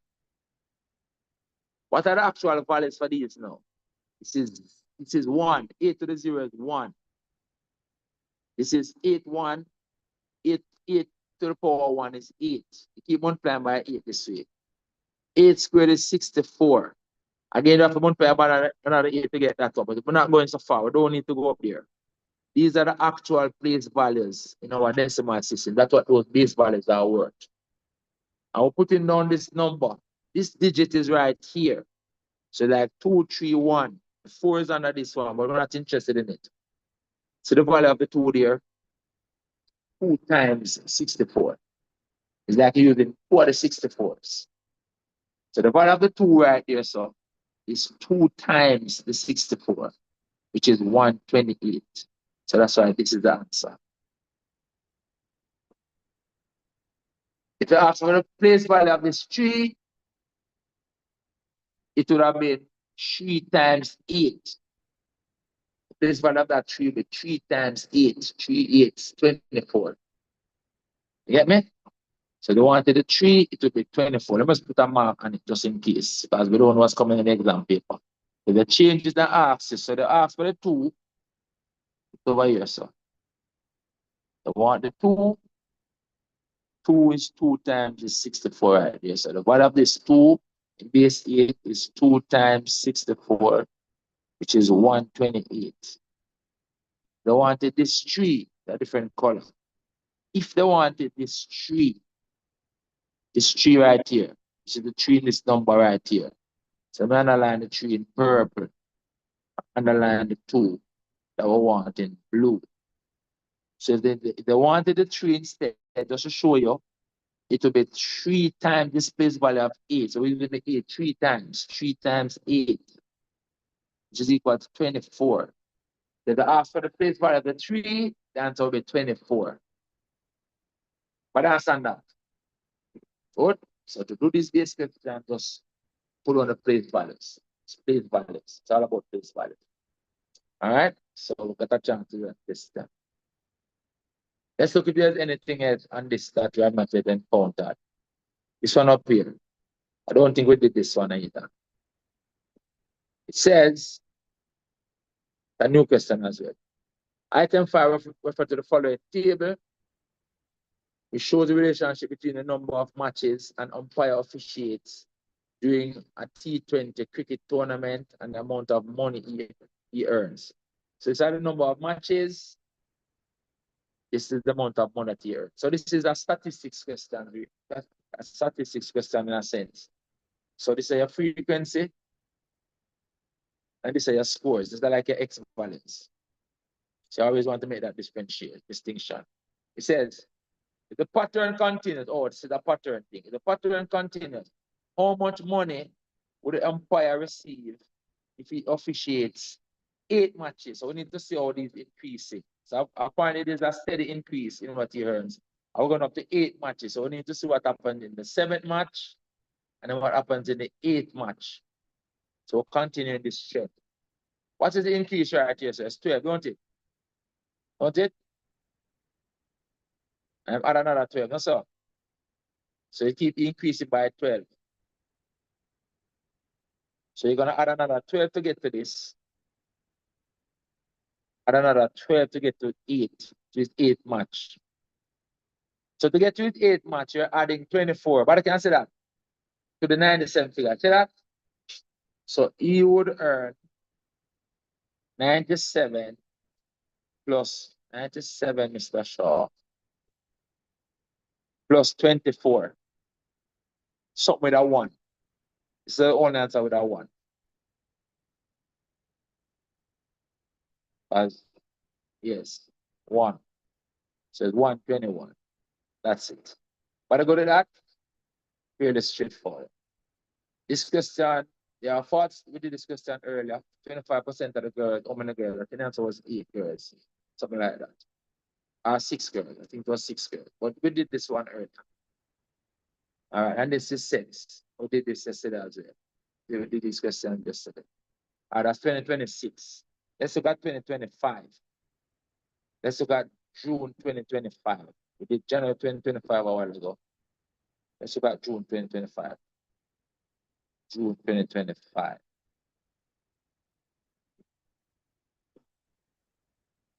Right here. If there are any questions you have not yet seen. June 2025. All right, so we did this one already today. What percentage of 40 is 50? All right, never do that one here. What percentage of 40 is 50? Must be something more than 100, don't it? Don't it? What percentage of 40 is 50? Have to be something more than 100. Because 100% of 40 is 40, don't it? So what percentage of 40 is 50? What percentage of a small number is a bigger number? Have to be something over 100%. The only value that is over 100% right here, so now is this. So this has to be the answer. But I said that. What percentage of 40? A lot of people go and put 40 over 50 times 100, you know, and get the wrong answer. You know. I just know. Because people just say numbers and I put a smaller number but a bigger number times 100. That be foolishness. What percentage of 40 is 50? It must be something bigger than 100% because 100% of 40 is 40. Don't it? So a percentage of 40 that is more have to be 100 more than 100%. But let's say, man, set up the first one. Some number percent of 40 equals 50. I try to find what X is. Set up a way.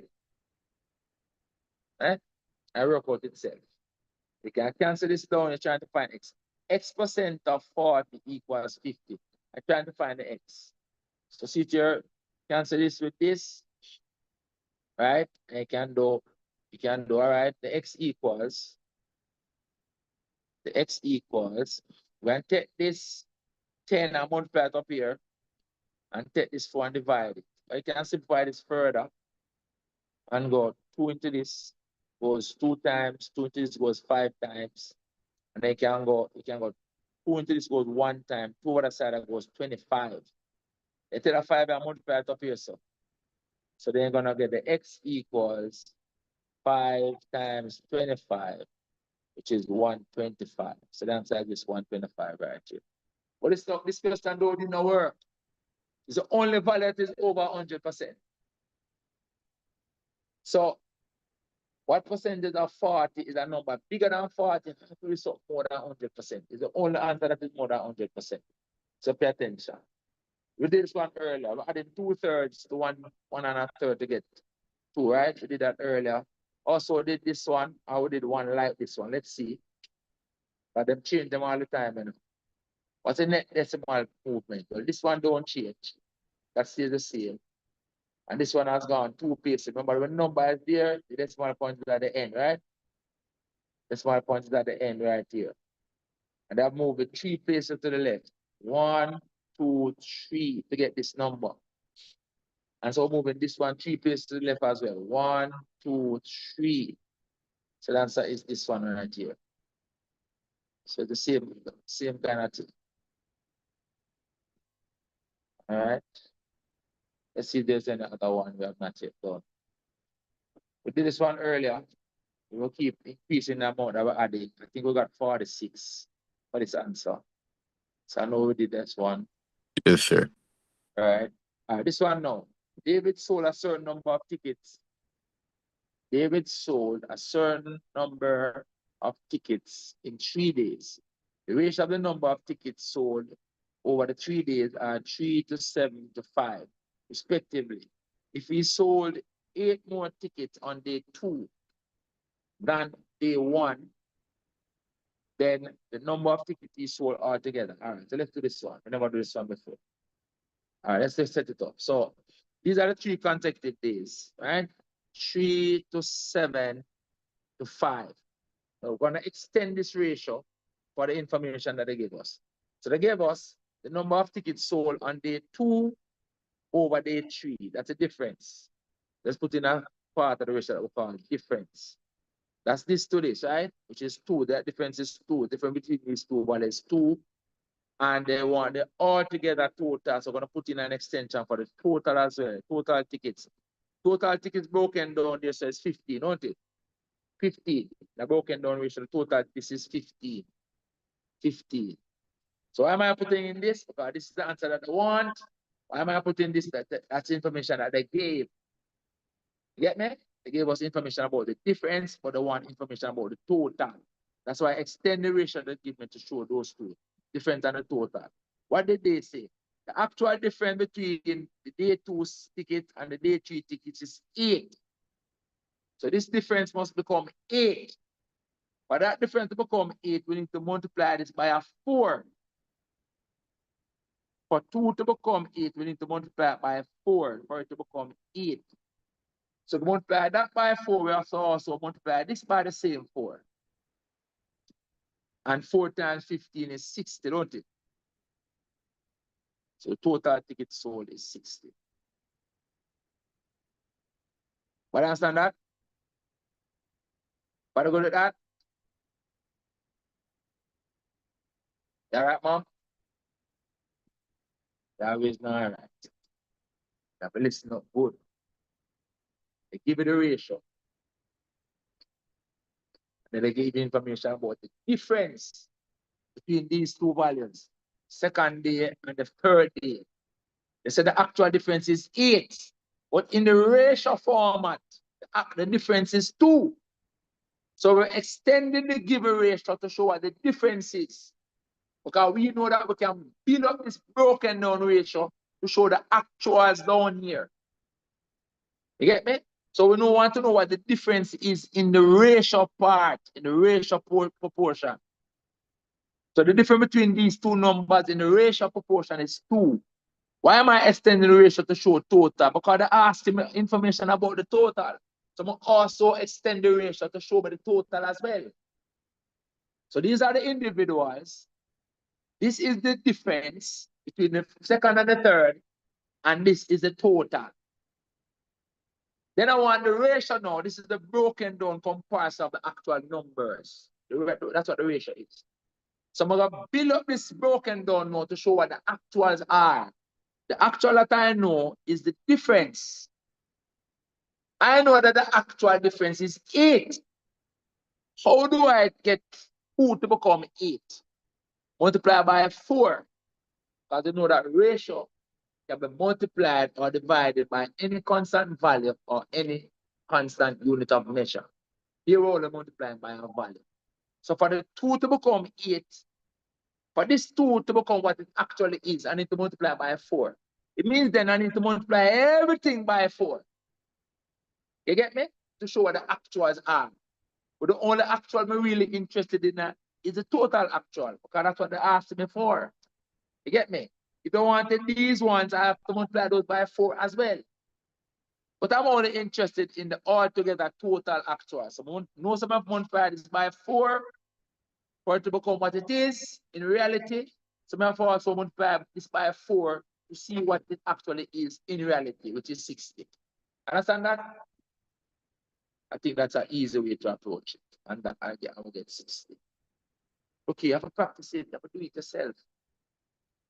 Right? I don't think there's any easier way to do it. So maybe, but to me, this is kind of easy. Look why you multiply and divide by to get the information that you want. Easy. Right? That's it. I never done that. That's June 2020. So we have 2024 to look at. 2024.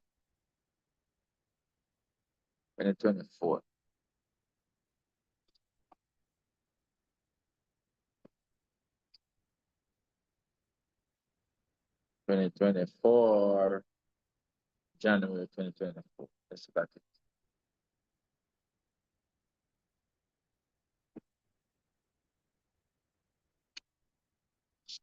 January 2024. All right. So this question asks us right there. Oh, 3 decimal places. We do this one already, right? What percentage of 40 is A? We do this one already. So 20%, right? This number we do this already as well.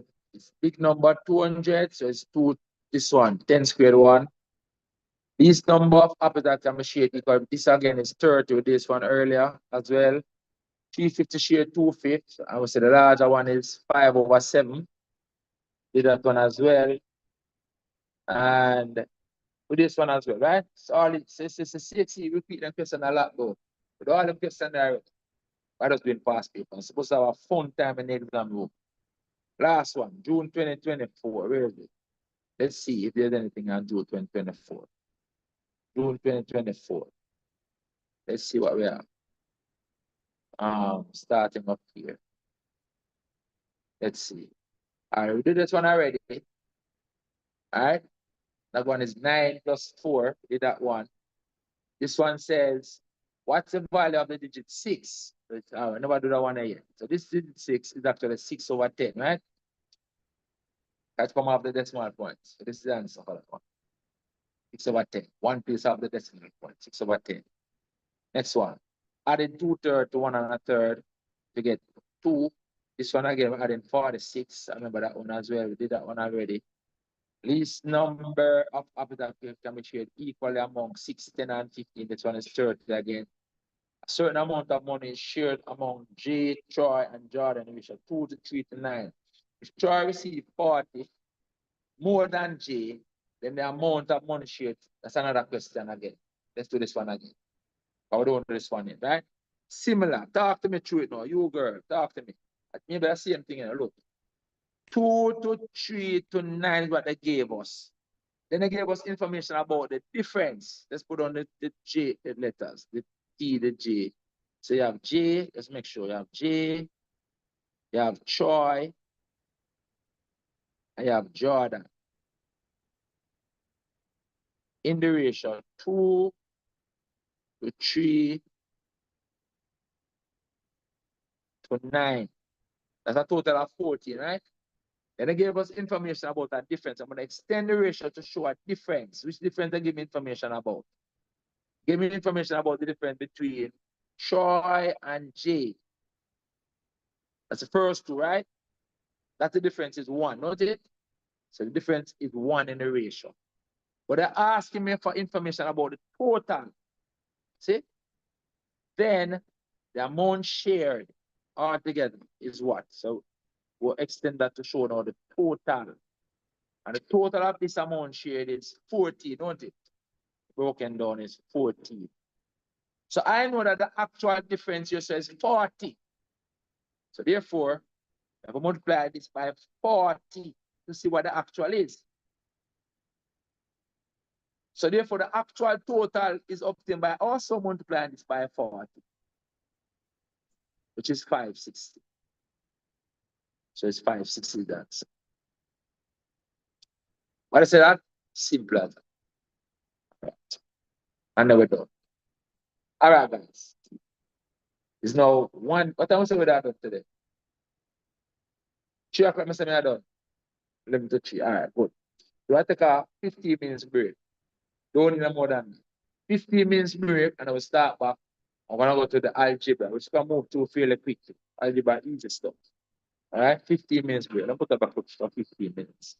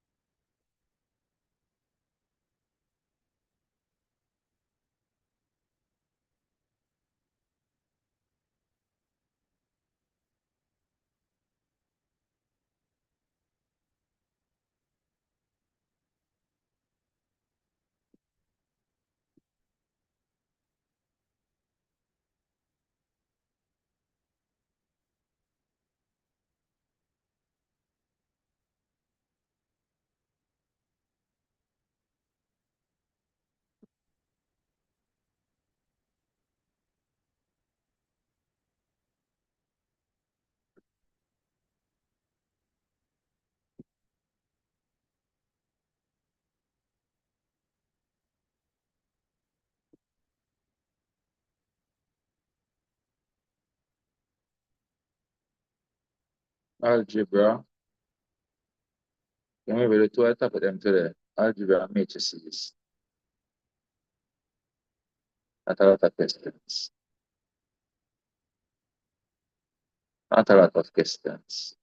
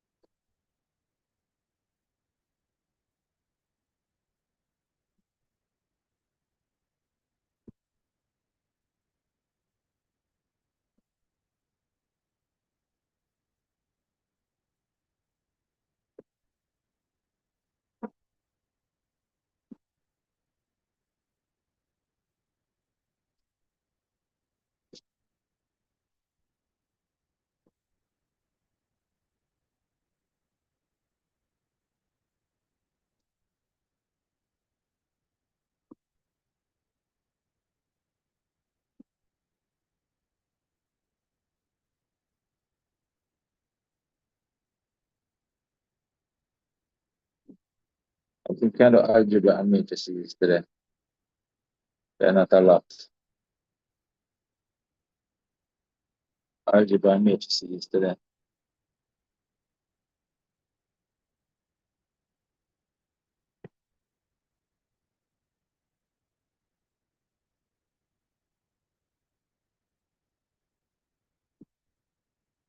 Measurements, statistics tomorrow.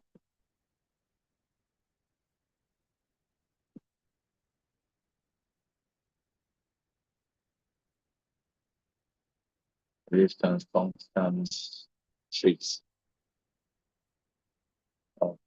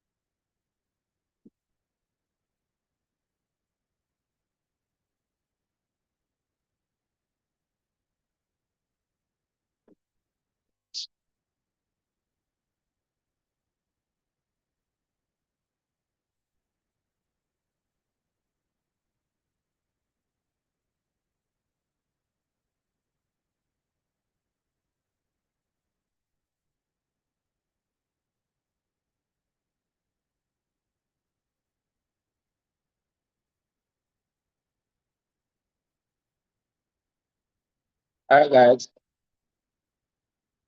Let's do this. I think we can maybe get 2 matrices today too, you know. We should be able to just do matrices today and cut the amount of work that we'll have left to do in the next 2 days.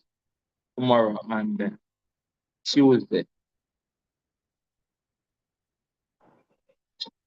Hello. Starting. Close the door, please. Close the door and stop talking, please.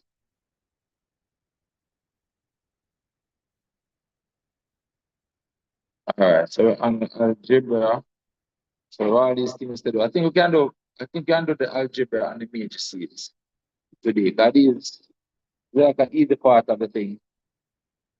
All right. That is a part of the thing, really. I think we can do the algebra and the matrices. Let's see how we get it. We have until what time? We have until 3 o'clock. Okay? 3 o'clock is all right. So if we get a little bit over 3 o'clock, no problem. Important thing to finish as early as possible. So we have the rest of the week. We'll have 2 days after Tuesday. Right? That's in 2 days. 1 day. So after Tuesday, we'll only have Wednesday, right? Because remember, we're doing this Monday and we're doing this Tuesday. So we'll only have Wednesday before the exam. So this is right upon this. So let's go. So we can finish this. Push and finish it tomorrow. That'll be good. So we'll take Tuesday and Wednesday and do somewhere. But anyway, let's go. It said the product of a number and its reciprocal may be written out. So the reciprocal of this number is when you flip it. So it's really 2p over 3. I try to that. 2p over 3 times 3 over 2p. This is the reciprocal of 2p over 3. That's what they're looking for. Reciprocal. So it's this one. All right? It's a similar question there. The product of a number and its number p and its reciprocal. That's p times 1 over p. The number and its reciprocal. See right here, so p times 1 over p. The thing about 1 over p, it can also be p to the minus 1. So this could be p times p to the minus 1. Because the 1 over p is same as p to the minus 1. So CSEC might change it to this, the same thing. This is the reciprocal. With this one up here, it could instead be 2p over 3 times, and they could put by the 2p over 3 and put the minus 1 power on it. This means also reciprocal. The negative 1 power there means reciprocal. All right, so that could be it as well. This one down here says, they give us that rectangle and said the area of the rectangle is x squared. So it tells that the area is x squared. So you know that this time this equals x squared. It said the equation that may be used to find the value of x is 2 times x minus 4 equals the area that they tell us is x squared. So looking for that. And what they have done, see here is the first one. 2 times x minus 2 equals x squared. So this is the first one.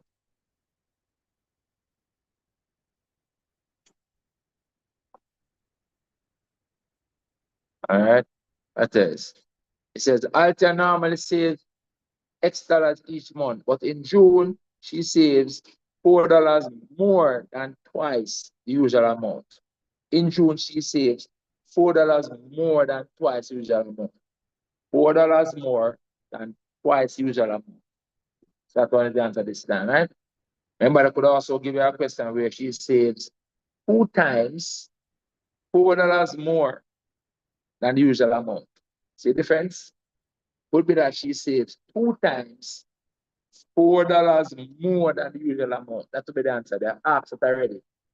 But this one now is simply $4 more than twice the usual amount. So for this question, this is the answer. But I've seen questions already where this is the answer. So you have to be careful. All right? You have to be careful. Let's continue up here. This is just some simple algebra to solve. you want to find x. You want to find this x. So you can cover the 3 first and get 2 over x equals 1 minus 3. 2 over x equals negative 2. If 2 over x equals negative 2, the x have to be negative 1, don't it? You can take this x now and multiply it up here and take the negative 2 and divide it under here. If you do that, you will get x over this side equals 2 over negative 2. So the x equals negative 1. So the x equals negative 1. All right. Next one. Same question. It's the exact same question. Why have it 2 times? Oh, see this time? Look at it. This is 2 over x, you know. Hey, see that? That is 2 over x. And by the swap the answer, that's the answer negative 1. They're just dead. It's a 1 over 2. It's a x over 2. See the difference? Look at it carefully. So I didn't even see it a while ago and I say, why have the same question? See there? This is 2 over x. This is x over 2. Do not swap answers and the questions. See it? Good example. Not if we never see that first glance a while. So if you do this question all the while, that's the answer is -1. And see it's an exam paper. I choose to think it's the same question. You're gonna smart -1 or go to -1 already. That's stable now. The -1 not there. The only thing we see about now, the -1 is not there. Do not try to memorize the answers. Work them out. So this one is the same kind of thing. We want to find the x. So again, we're going to take this and bring it over this side. You're going to get x over 2 now equal 1 minus 3. X over 2 equal negative 2. To get the x now, you just simply have to just take this 2 and multiply it up at this side. So the x now is going to equal to 2 times negative 2. X is going to be negative 4. All right. So because the negative 1 not here, that is the only thing that will save in some of you. When I look for negative 1, I say negative 1. Right? That's the only thing. This one. When you multiply numbers with the same base, you add the powers. If you saw that division sign, you subtract the powers. So here you are going to add the powers. So it becomes equal 5 to the n plus 1 plus n plus 2. Add the powers. It becomes 5 to the n plus n is 2n. And 1 plus 2 is 3. So also added 3. That's the answer. 2n plus 3. This one. That's the answer right there. All right. Next one. If A star B is A squared plus B squared, then what is this? The thing with this above, what's in the bracket first? All right. The star means that square the first one and square the second one and add them. That's what the star means. So this then is going to become, going to work what is in the bracket first, which is 3 squared plus 4 squared in the bracket first. Star 2. But understand that. I work to what is in the bracket first to get that. Then 3 squared plus 4 squared is 25. But it's a 4 squared at 16, 3 squared at 9. 9 and 16 are 25. So it becomes 25 star 2. So then it becomes 25 squared plus 2 squared. Let's say they don't work out the value. They leave the answer like that. So this is the answer. At least they didn't work out the value. That is it.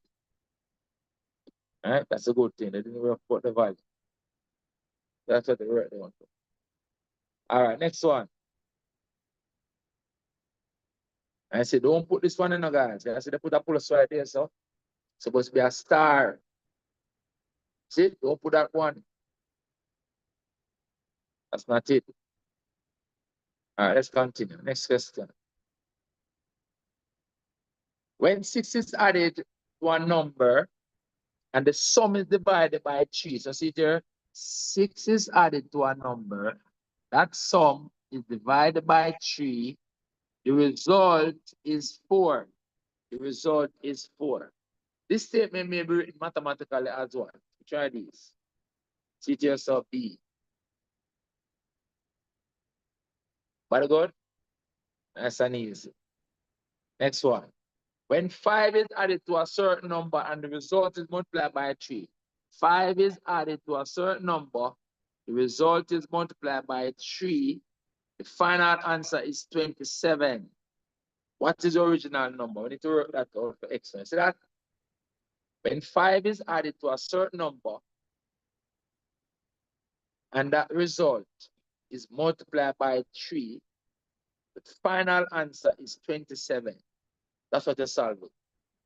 Divide by this 3 first, you're going to get 5 plus x equals 9. So 27 divided by 3 is 9. And so the x must equal 4. Subtract the 5 away, the x must be equal to 4. And you can work it out again if you want, just to make sure. Very good? That's it. Next one. When twice a certain number is subtracted from 7, that's 7 minus twice a certain number.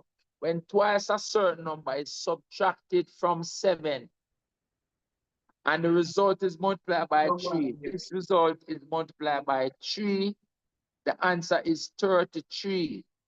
What is the original number? What is that? That's what they have said. Twice a certain number is subtracted from 7, that result is multiplied by 3, the final answer is 33. What is the original number?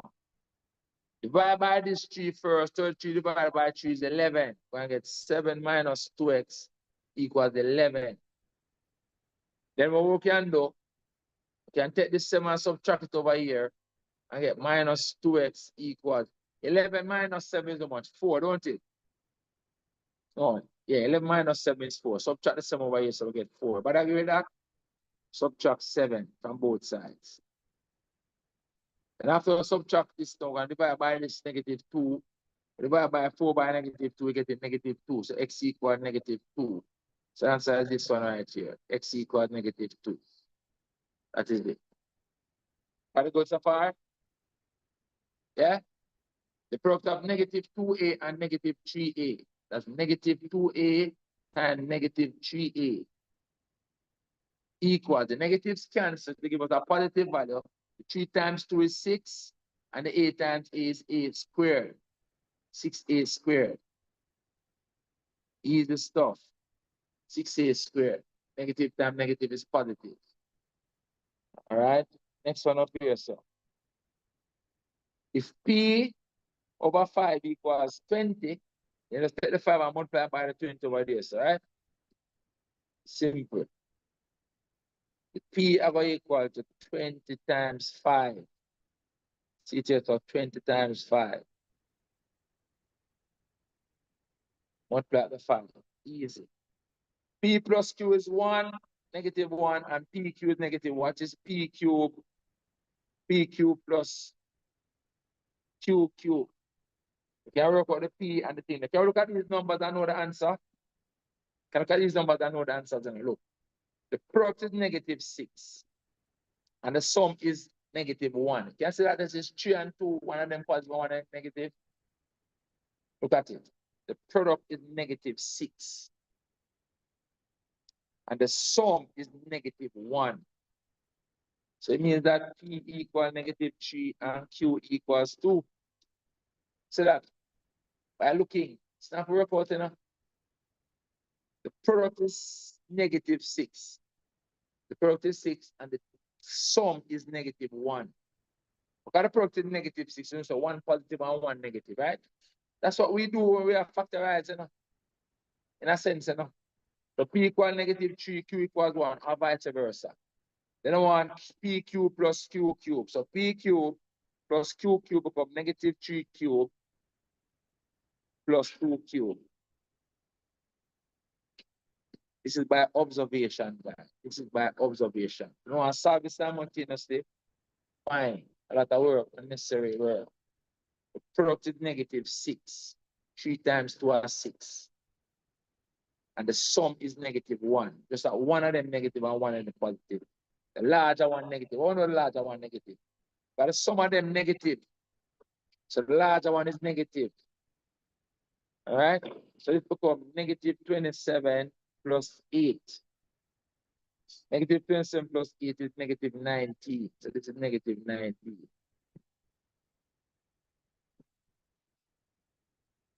Right? This is by observation. This is by observation.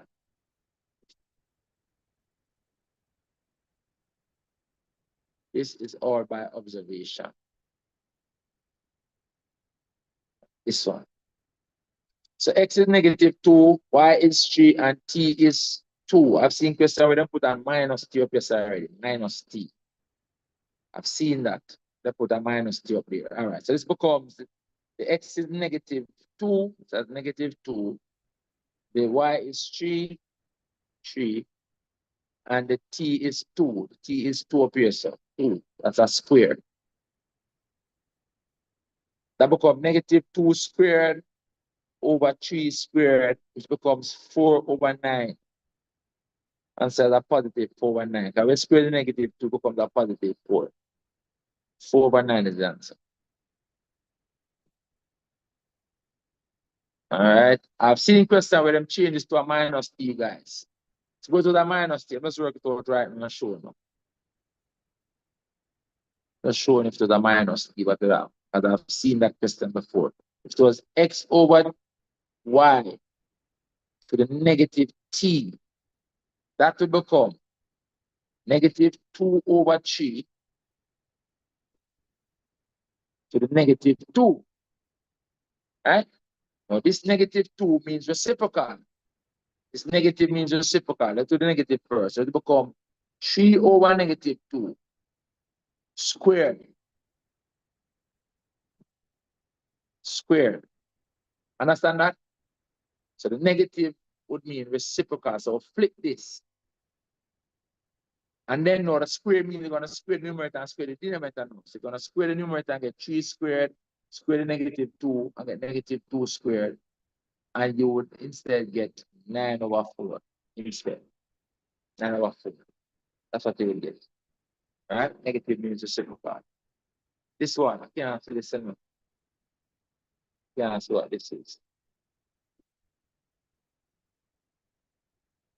All right, let's assume that this is. Let's assume that this is 3 to the 2x plus 1 equals 9 times 3 to the x. Let's assume that that's what it is. So you see this 3 out, so it's same as 3 squared. We're bring everything to base 3. It's an indices question.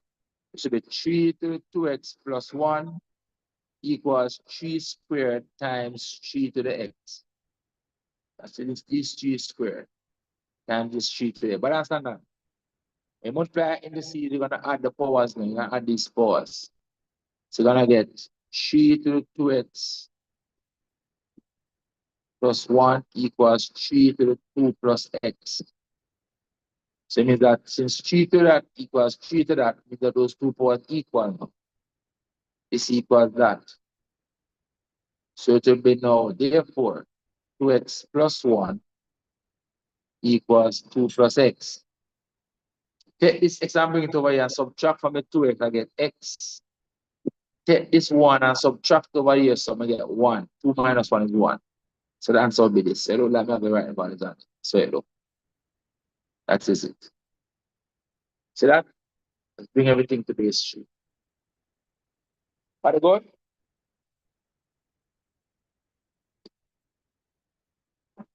So I'm going to the question. I'm going to see you. So I want to the multiple choice. I want to write the questions. You don't, in a sense, you're exposed to these questions. And still, when exam day come, you can't do them. It makes sense. When we get the people, I look on it and ask much question we go through in our class. I have a 60 question we go through. I come on the paper and never get the 60 right. The only question I might get to break on it, then put one new question on it. And then put a question on it that is similar to these with all the values change. You're supposed to get it right to still. But any question we repeat, most get them right. Don't make no sense you expose to it and still get it wrong in the exam. Don't make no sense. This one I want to add these two fractions. So this guy want the two denominators to become the same. Easy. Multiply this denominator by a 3. Multiply this denominator by a 5. Multiply another by a 3. Up here by a 3 too. Multiply another by a 5. Multiply up here by a 5 too. The two denominators two denominators become 15x now. So it becomes equal to something over 15x. 3 times 1 is 3, and 5 times 2 is 10. That becomes 13 over 15x. 13 over 15 is the answer. Where is that? We get to the last one. Another question here, so similar. Similar. You want the two denominators to become 6x. Multiply this one by 3 over 3. Multiply this one by 3 over 3. Multiply this one by 2 over 2. So this denominator is 3x, 6x, this denominator is 6x. So it becomes equal to a denominator of 6x. 3 times 1 here so is 3, 2 times 1 here so is 2. So it becomes 5 over 6x. So this answer right here. That is it. Easy stuff. Then I want to decide here. So, well, this one easy because the two denominators are the same. So I just 6 over 5x. 6 over the 5x this time. This one. Straightforward. All right? But the denominator is the same. So all those questions similar. 7 times the product of two numbers A and B may be written. That's 7AB. 7AB. 7 times the product of. I'm going to see them ask question with this already. 7 times the sum of two numbers A and B. Then change a word to sum. Some people still put this. And I'm familiar with the question with the product. And I'm sorting answer. But the question says 7 times the sum. So look out for those changes. All right. Next one.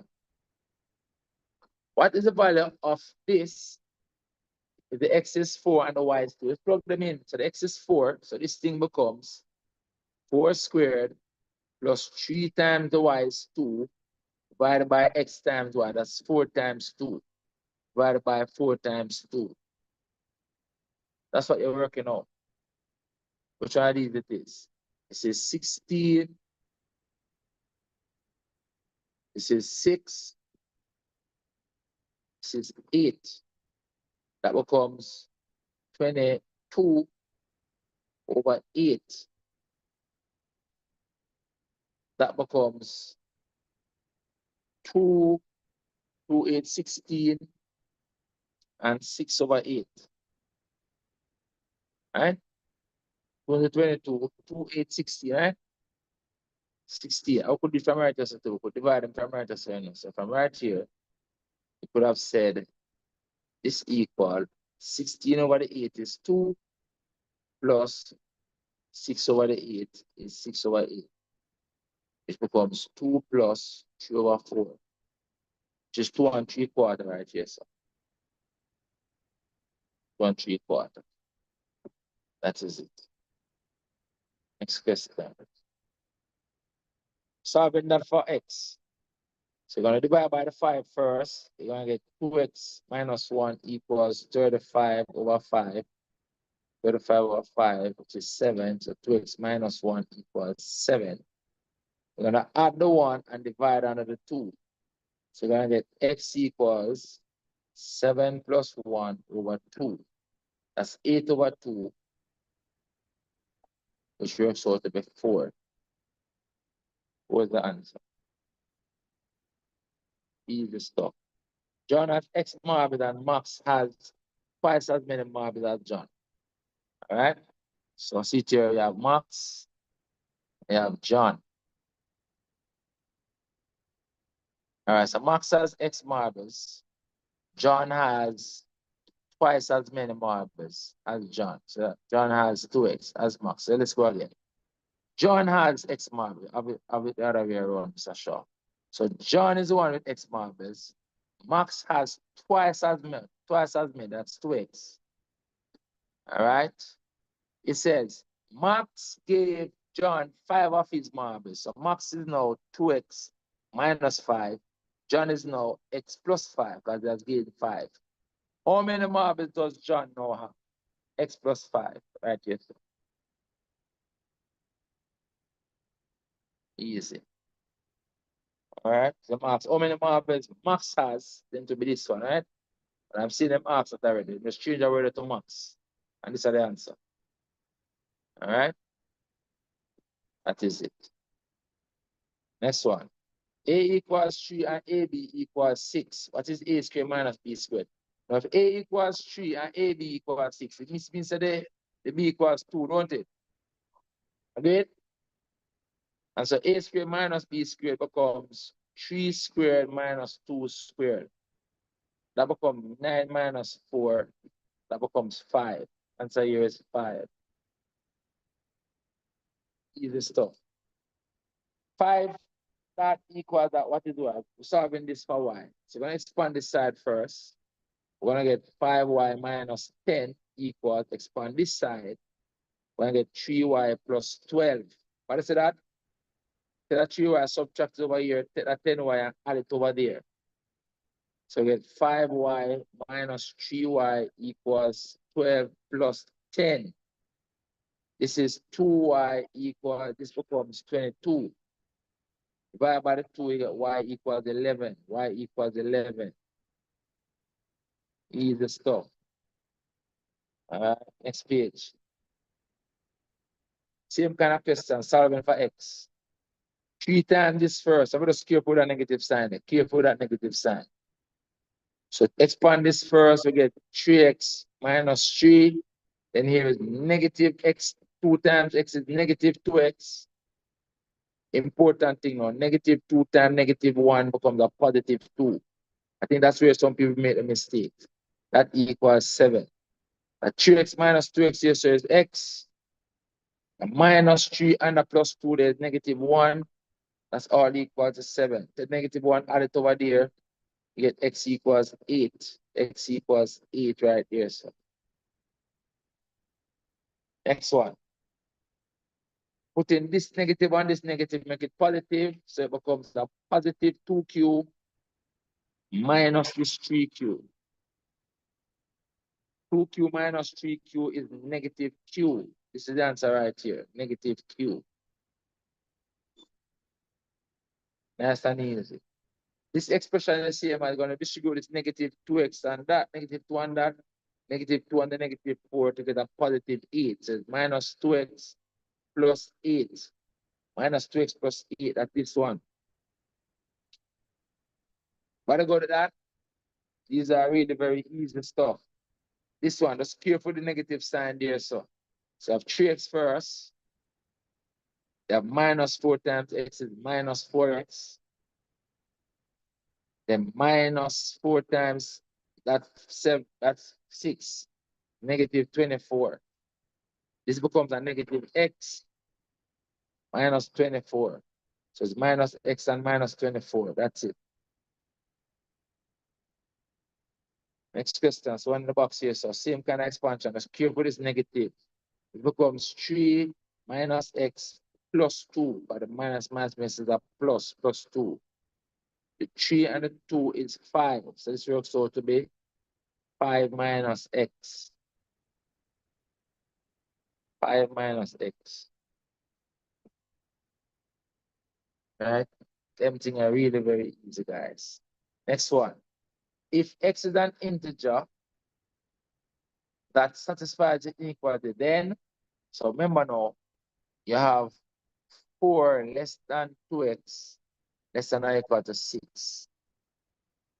Get rid of that 2, divide 2 by 2. Divide 2 by 2, that's all you have to do. You divide this 4 by 2. If I divide with a positive number, you don't reverse the sign. You divide inequality by a positive number, the sign is still the same. If you divide by a negative number, you have to reverse the signs. So this divided by 2 is 2. This 2 divided by 2 is just x. That's an equal to this divided by 2 is 3. That's the answer. X between 2 and 3. So, so the answer is, oh, the first one. Yes? You good? Question them easy, man. Question them easy. Questions are very easy. I don't even think I need to do the January one answer. Earlier one. You need to do them. Same kind of question. They're very easy. I'm going through the matrices after this. Alright? The sum of, I think this might be the easiest part of the paper. Section right here, so. Don't get them wrong, you know.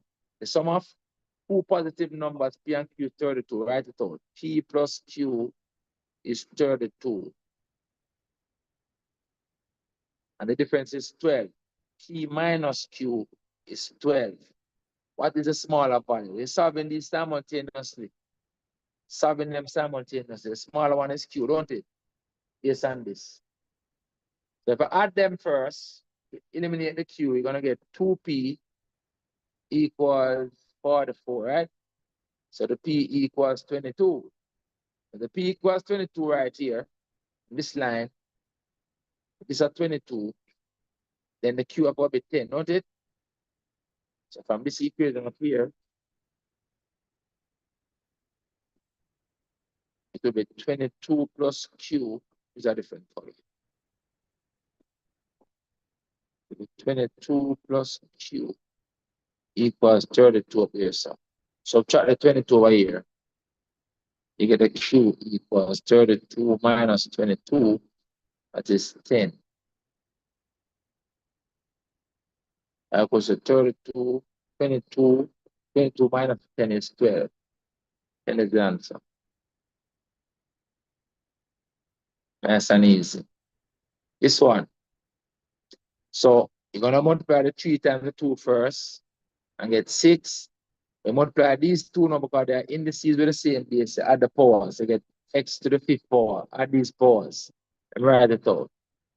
X to the 2 plus 3. So it becomes 6x to the 5th power, which is this one. Down here. Star means that. I've seen question put a square. They put a cube this time.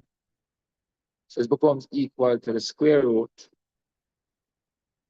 This becomes equal to the square root of the first value cube. That's a 5 cube. Minus the second value square. See question where this is a square, guys. Be careful. The second value is a square. That's 2 squared. 2 squared. That becomes the square root. This becomes 125. 5 times 5 times 5 is 125. Minus this value is 4. That becomes the square root of 121. Square root of 121 is 11. So this is the answer down here. That's it. Next question. Given that this equals that and that equals that, then which of these is the correct formula? So just kind of testing these to see which one of them it satisfies. All right. So let's try the first one. So the B, let's try it works for this. So here, if it works for the first one, let's see if we get 12 for the first one. It will be 4 times 6 minus 3. That is at 12. This is 3. That will be at 12 for real. Let's try it with this one now. 2. So we'll try it with both. Try it with both. So try it with the first one. It will be 4 times 6 minus 3, which is 12. Try to the second one over here, the 2 star 5 is supposed to give us 9. It will be again 4 in front times 5 minus 2. That again is 9. This is it's a 12 too, so we don't want that. 9 is supposed to get. So it's not right, right? It's not right. I will get in 12. That's a 3, 4, 3 is 12. So that's not right. Let's try the second one. Let's try the second one here. Second one on this pair. It will be the first term squared is 3 squared minus the second term, which is 6. That don't work, right? I was supposed to get 12. That's 9 minus 6 is 3. That's not it. So that's not the second one. So that's out of it. Let's try the third one. Third one. Let's try it on the first pair. So it will be 6 times 3 minus the second value, which is 6. That works out to be 12, yes. Let's try it on the next value up here, this one, 2 star 5. So it will be 6 times 2. 6 times 2 minus the second value, which is 5. That don't work. 6 2 is 12, 12 minus 5 is 7. That don't work either. But the answer must be the last one then. Has to be this. Let's see if this one works for true.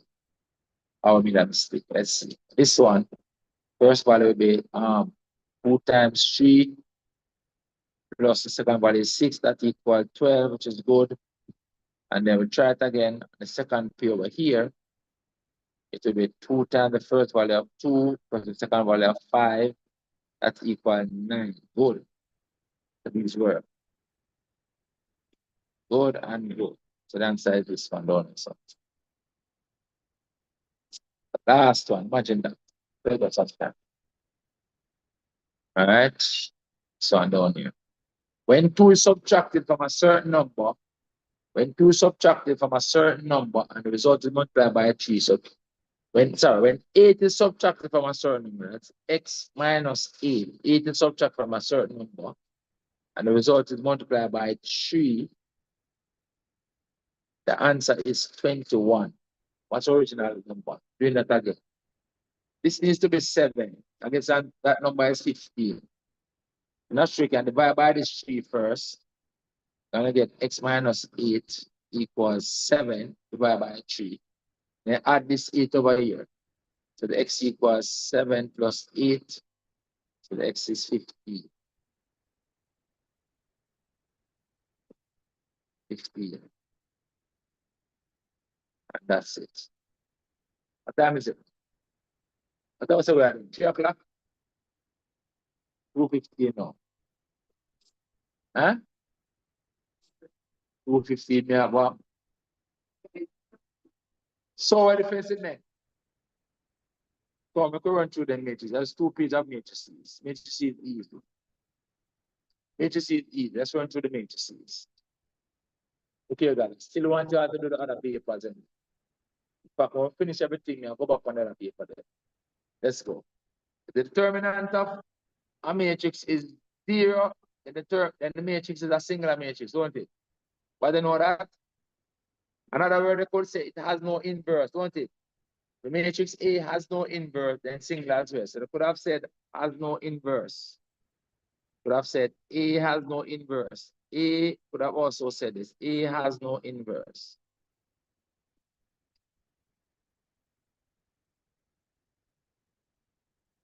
That's another thing to say. It's single.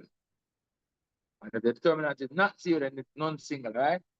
It should mean that the determinant is not 0. All right. So this one is a singular matrix.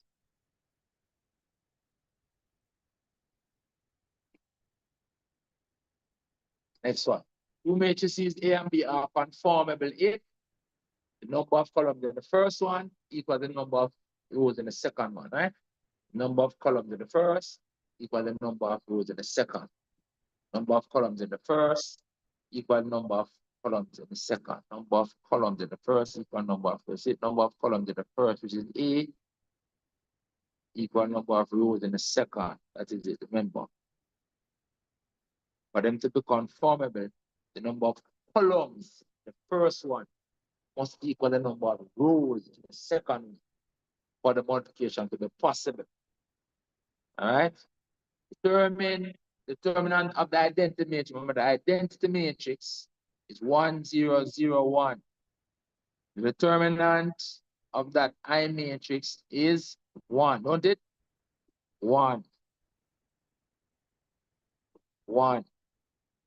Next one. A is that matrix. What is the order? It is rows by columns. Number of rows by the number of columns. That's what it is. The order is the number of rows by the number of columns. So it has 3 rows and 4 columns. 3 rows and 4 columns. That's what it has. See that? That's 3 rows. See there? 1, 2, 3, 4 columns. 1, 2, 3, 4. 3 rows, 4 columns. So that's 3 by 4 matrix. Up here. What is the order of the matrix product XY? Let's look at it. So this matrix is a 2 by 3. 2 by 3 times. Second matrix is a 3 by 2. 3 by 2. This matrix multiplication is possible because them two values are equal. So they're conformable. The result is going to take the number of column rows here and the number of columns there. Them two to form the result. Don't put this information down here. Put it down here. So this makes them possible. This makes it possible to multiply. I said they're conformable. Right, the word conformable here. This means that they are conformable for multiplication. Conformable. By the number of columns here equal the number of rows here. Then now, the result matrix is going to have these values. Result needs to give it the result in order. Result order.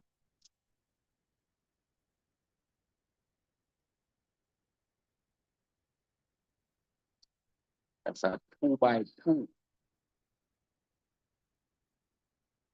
2 by 2 is the result. But go to that. The resulting matrix takes the number of rows on the first one, the number of columns on the second one. That's why I set up the resulting matrix. Down here. The matrix products, we try to use the matrix products. So there's a process of elimination, right? So the first value here is the first row times the first column, don't it? So that first value, let's start it out. Let's start it. So like we're trying to work them out. And the first value here would be this times this, which is 3. And then this times this, which is 6. And then this times this, which is 0. So the first value is a 9. So you know says that this or this, right? We need to know work out that's another value. So it makes sense we work out these two, but they have the same two. We need to work out the second value and we want to see which one it is. You see that? See it? It don't make sense we work out them two because they are the same. So we need to compare these two now. So it's either one of these two. This one or this one. Let's work out this value now and see which one it is. Which is now obtained by multiplying this row by the second column. Alright, so it is, let's go out for the blue. It's this value times this value, which is at 0. Then along the row, the down the column, 3 times 1 is 3. And then negative 3 times 5 is negative 50.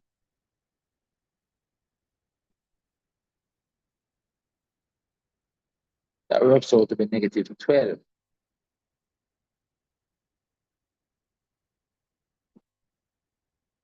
The answer has to be this one. We have got these two values. The answer has to be this one. We have to report the rest of them. All right, this down here. 3 times this matrix. This can multiply all the values by 3, right? Multiply all these values by 3. So this matrix times 3. So it times in all the values by 3. So this times 3 is 3. This times 3 is 9. This times 3 is negative 9. Let's see what we have so far. The first one then is the only one that have those values. We're not putting no more. See it? We don't have to do it anymore. Has to be the first one. Let's make sure. 3 times this is 3. 3 times this 3 is 9. 3 times negative 3 is negative 9. That's it. We don't have to do it anymore. That is correct. Then this one, no. They give us that matrix. What is the inverse? Well, the inverse is 1 over the determinant times the adjoint, right? So a to the minus 1 is 1 over the determinant of a times, not a to the minus 1, the adjoint of a, ad. Ready now. What's the determinant? This product minus this product. This product is 8. 2 4 is 8. Minus this product is 7 times 1 is 7. So the determinant becomes 1. Multiplied by the adjoint. Or do the adjoint. Interchange these two elements on the first diagonal. Switch them around. So 4 goes there, 2 goes there. These second elements and second diagonal, leave them where they are and change the sign. So this one becomes a negative 1. This 7 becomes a negative 7. This determinant is 1 under here. So this matrix stays as it is. Okay? Dividing all the values by 1. So the final answer is 4 minus 1 minus 1, 2. So looking for this. All right. This is the last one. That's it. All right.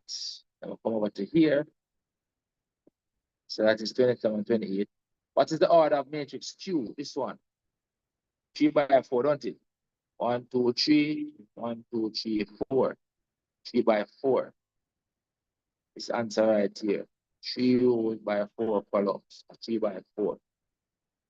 At the determinant of P, determinant of P, this product is equal to 8 times 5 minus this product, which is 7 times 6 or 6 times 7. Same thing. It's 40 minus 7, 6 is 42. That's negative 2. Answer here is negative 3. But all right, it goes. Everything I easy, don't? Easy. So 5xy equals this. What is x and the y? Just solve it. Huh? You can divide by the 5 from now if you want. Right? Or you can write 5x, 5y. Or just xy. No matter. You can leave it as 5xy equals, I'm going to try the 4 times these. So the 4 times is 40. And the 4 times 20 is 80. And you can now divide by that 5. So xy equals, divides by the 5, we get 8. Divides by the 5, we get 16. So it's 8 and 16. Right here.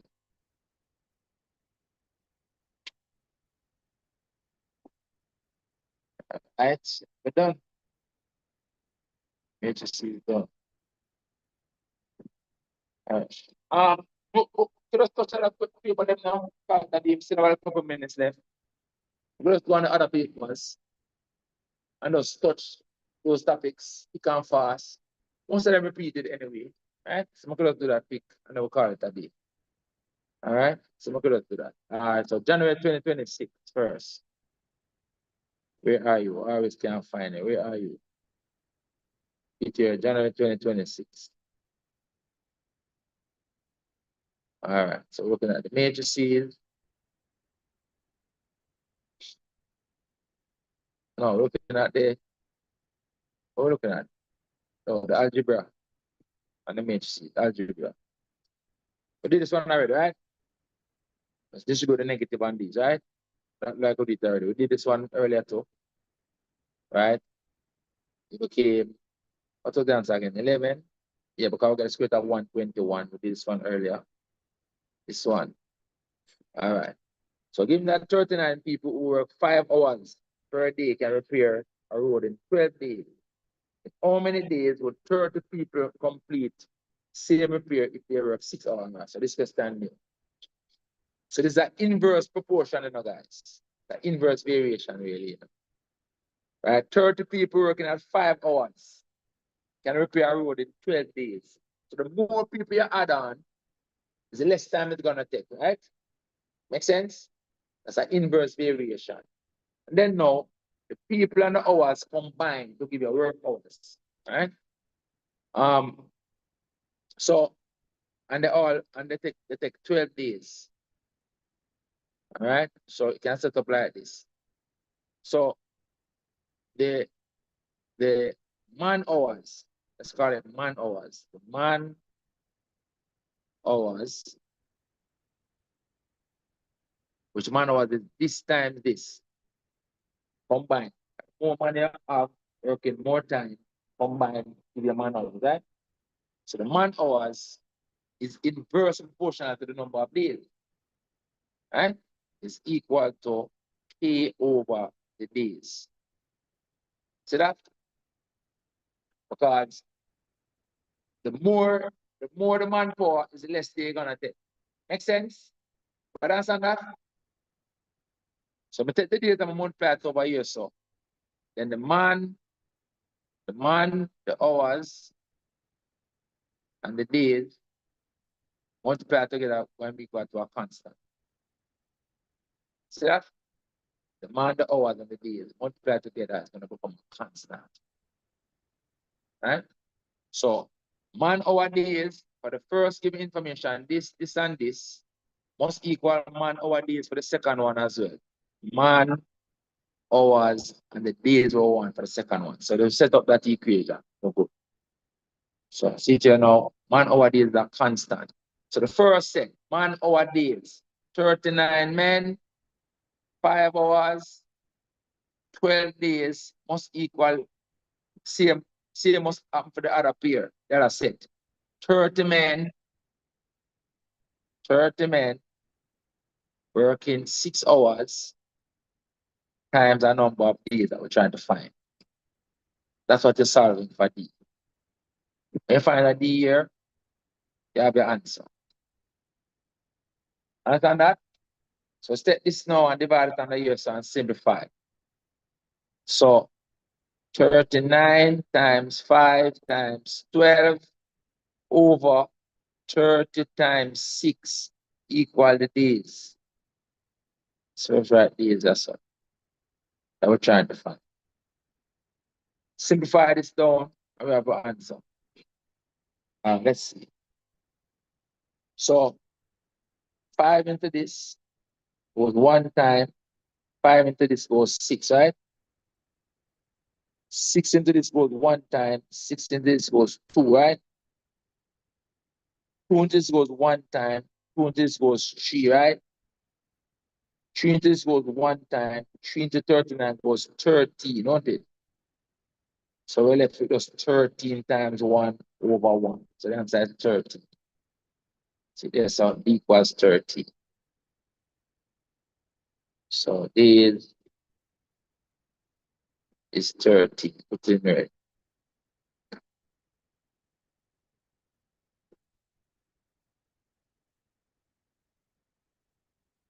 All right, so that's why we come on these other papers, guys. These questions can repeat. So the important thing that the product of everything is a constant. Right? The product of everything is a constant. The man hours, but days are time too, you know. Days are part of time too. So man hours, the hours and the days multiply is a constant. All right, that is it. We did this question earlier. Did that question earlier. We did this question, I saw it with a 2 over x. We did this one as well. This is the x over 2, 1. All right, what else?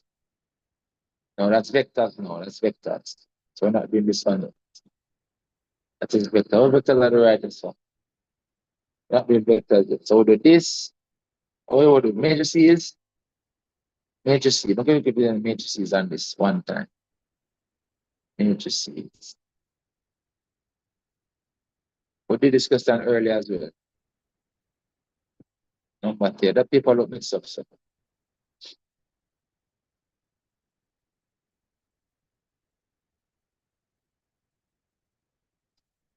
Some statistics. People look mixed up. I don't see any matrices. I don't see no matrices. About matrices. Why matrices come off of the month just to come in? Let me see. I wonder. I've seen any matrices than this. If you check the syllabus. Oh, by the way, I think they're taking off SBs next year. No more SBs. No more SBs next year. Make sure you pass an exam.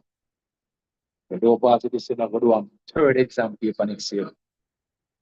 No, you're going to be a third exam paper. There's no matrices on this paper.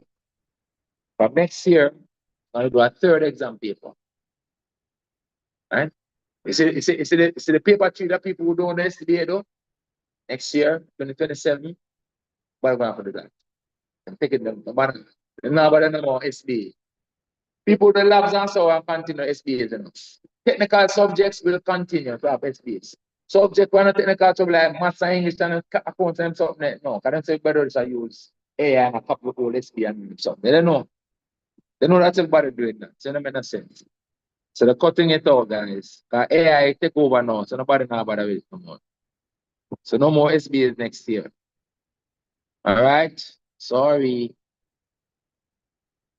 Free paper burn on SBAs. 2026 we just did, right?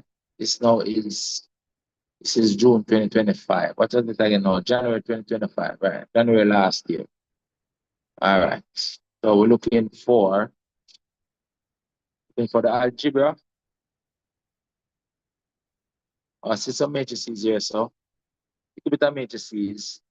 The one of the determinant, this one easy. This product minus this product, right? You have to care for the negative sign right here, so that will be 6 minus a negative 5. See that? Should be 6 minus 5 times negative 1 is negative 5. That becomes 11. That will be the answer for that one. And we did this one already, the order of that matrix. So I guess I reduced the matrices on it. I got only 2 or 3 matrices I'm seeing. All right, here's the question again. 40 students take 20 days to paint a wall. It's a similar question here. 40 students take 20 days to paint a wall. How many days will it take to paint the wall if 10 more students are added? Same thing again. The product must remain a constant. It's an inverse variation. So the 40 students times the 20 days, one group must equal 10 more students are added. So you're going 50 students now. One take another number of days. They're trying to find. You see that? That's what you're doing. So it becomes 40 times 20 divided by 50 equal the next number of days. They're working this out. Let's record. So this cancel this. 520 goes 4. 4, 4, 16. 16. So that's similar to one that we just did. But they like the people mix up. Right? They don't have them in section. I don't know. They so mix up to me. See this one? Althea, Bob, and Chris collect shells. Althea has P shells. Bob has twice as many shells as Althea, and Chris has 4 more than the total number of shells that both Althea and Bob collected. Altogether, total number of shells. Hey, let's look at this one. So it's just reading information and making sure. Let's call them A, B, and C, right? A, B, and C. Let's go now. Althea has P shells. P. Althea has P shells. Bob has twice as many shells as Althea. So Bob has 2 P shells. Chris has 4 more. 4 more, that's a plus 4. 4 more than the total number of shells that both of them have. The total number of shells that they have is 3P. See that? So Chris has 4 more than the total that these two has. Or at least 2 have. And basically that is it. 3P plus 4. And so altogether now is 6P. 6P plus 4. Altogether, total is altogether is 6P plus 4. Where is that? Right, I said, where is it? 6p plus 4. This one, factorize with that 2. Factorize this with that 2, you get 3p plus 2 inside us. So this is the answer right here. So I never saw this question before. It's like a new question. We did this one earlier. Did that one earlier. It's a reciprocal business again. Product of a number and reciprocal. It's this one down here, so. We did that one earlier. But this one again, the rectangle area, this time this equal x squared. See there, so A. Did that one. This one new. Never did that one before. We did this one twice with x over 2, and now with the 2 over x. We did that one. We did this one. Oh, this one, I'm saying n equal negative 1. Let's say there's a difference now. Find the value of this if n equals negative 1. That's what I want us to do now. So it's one kind of different. So the n equals negative 1 is going to become 5 to the 0. Can you see that? 5 to the 0, this one becomes times. If n equals negative 1, you're going to get 2 minus 1. That's going to become 5 to the 1. The important thing here, guys, that 5 to the 0 is actually equal to 1. This equal 1 times, and 5 to the 1 is 5. 1 times 5 is equal to 5. So the answer here says 5. That's a difference again. That's a new question again. All right. That is that. With the matrices and this paper. All right. Let's go down to, I told you, this is 2016 January, right? No, 25 January. 25 January, this one. 25 January. Let's look at June 25. June 25. More mass equal better mass. June 25, right? See here. June 25. All right. So we're looking at after this section right here, after the 6. Looking at, all right, after the 6. I think we dealt with all of these already. That's why I repeat. All right, so looking at, but these are even clear. All right, so we're supposed to start up here. So, but these not so clear to see. I think this is the product, 7 times the product of A and B, which is this answer. Not so clear. 7 times this number. So there's the sum. The sum, see different? This one says the sum of 7 times a number A and B. See that? Different. So listen now. Look at this now. The sum, that's the word sum, of 7 times the number A and the number B. Listen now. 7 times the sum. See that? Change it. What we saw earlier was 7 times the product of A and B, which is that. Now they're saying 7 times the sum. The sum, I see this not right either. The sum of 7 times the number A and B. See? It's not right either. That's not it. This is the answer. The sum of 7 times the number A and B is this one.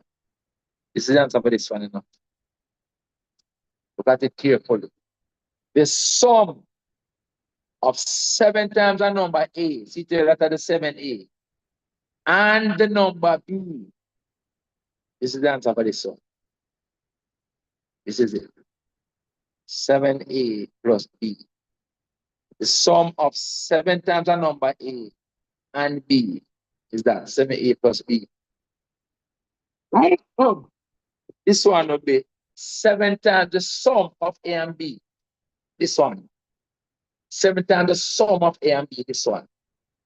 Right? So the answer for that one is that. Pay attention. All right, I can't make out what that is, so I can't do that one. Can't make that out at all. Can't make it out. This one. Them say I can't make it out either. So like 3 to the 2x plus 1 times 1 over 9 to the x. And so the x equal minus half. Let's say x equals half.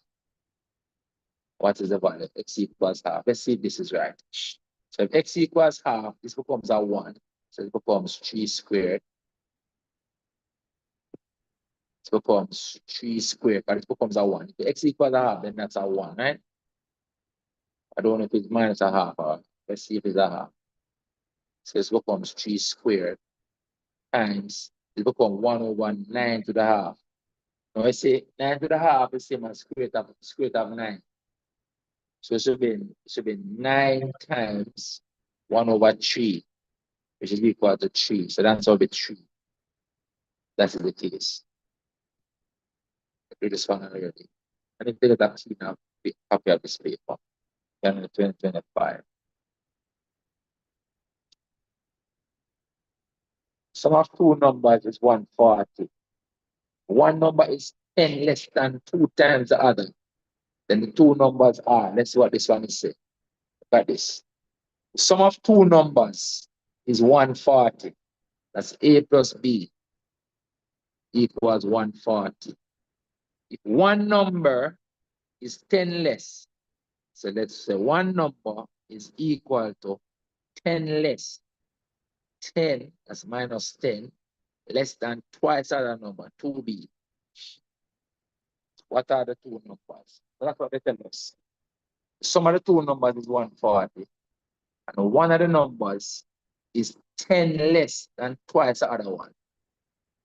I'm trying to find the two numbers. So all these numbers different. So any one number that you find are good. So what we can do is take this for the A and substitute right here. So based on these two equations, put them together, substitute for the A. I'm going to take this and replace the A. Let me show you. Substituting for the A right here. Take this and substitute for the A right here. Substitute that for the A. We're going to get 2B minus 10 plus B equals 140. That's 3B. Because this one is a 3B. Then this minus 10 goes over and add to the 140 to make it 150. And divide by the 3, you get B equals 50. So the whole answer of that 50 is this one. So this must be the answer. Again, this is a different question. I think we did a question like this earlier. We'll just try the values. So now for do that one. Okay? So the matrices here now, we'll do this by 3 already. We did this one earlier. Did this one earlier. Then here, them say the determinant of the identity matrix is this. Again, did this one earlier as well. This one is vectors. That's another matrices. So say they put in the vectors and matrices together. This one is transformation. We'll leave this until we do transformation. This is transformation, not matrices. All right, we don't mess up on a paper. So the January, a while ago, the June, right? 2024. 2024. See about 2024. So 2024. The January and June 2025. A while ago. So 2024. So this is January 2024.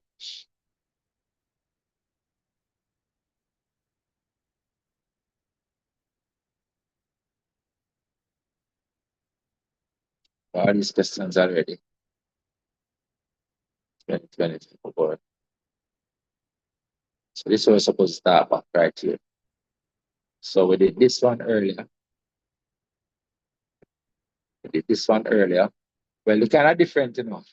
But we forgot what's in the bracket first now. So this one kind of different. The same m cubed minus n squared. But we forgot what's in the bracket first.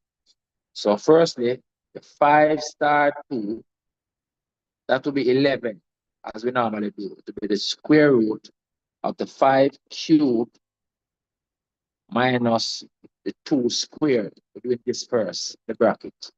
We're doing what is in the bracket here. So first, to be 2 squared. That's 125 minus 4, that's 121. So it should be the square root of the 121, which is 11 that we always get. We have to do 5 star 11. So 5 star 11 now will be the square root. And 5 again is 5 cubed minus 11 squared. That becomes 125 minus 121, that becomes the square root of 4. And 121, 25 minus 121 is 4, which works out to be 2. So the answer for this one is 2. You won't think it's the same question. I'm going to write 11, you know. See, them change it, guys. So you have to pay attention. Don't think it's the same question and go and write 11. All right. Let me mix up a question. I'm going to put this inside as well. See what this is. Trapezium. Oh, similar question. It's going to give us a square. Trapezium height of that and an area as that. This is the area of trapezium. The height of a trapezium expressed in terms of x is what? So you know that the area is this, right? Look at this question. The area is that. Area is x squared. So you know that the area is half the sum of these two parallel sides and the distance between them. So the same question they've adjusted in half the sum of the parallel sides, which is 2 plus the x minus 4. That's the sum of the parallel sides times the h times the h. That's equal to x squared. The area is x squared. Make this smaller, Mr. Shaw. Shift it down. That's equal to x squared. That's what we're setting. We're trying to find the h. So what we can do now is put them two together. Take that 2 and multiply it up here to get 2x squared.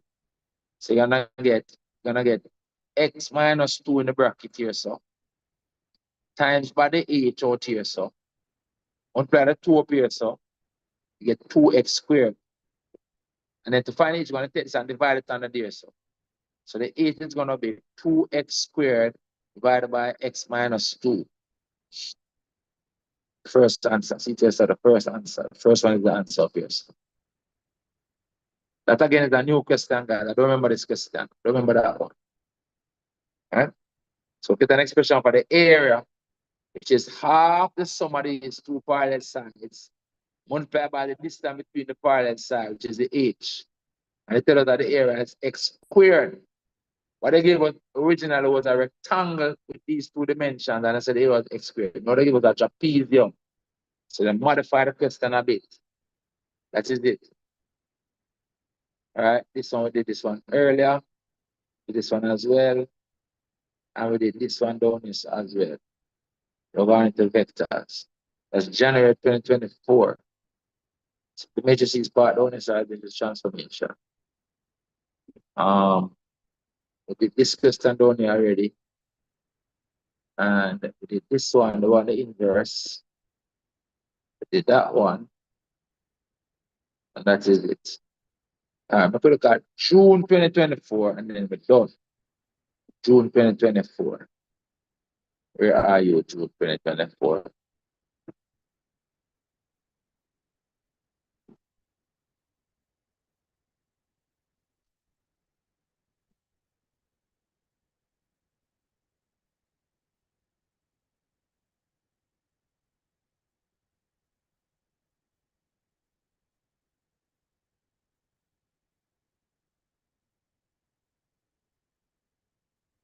Where are you, June 2024?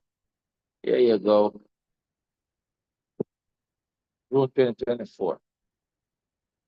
Oh, is that done paper? No, I don't. Let's find it another way.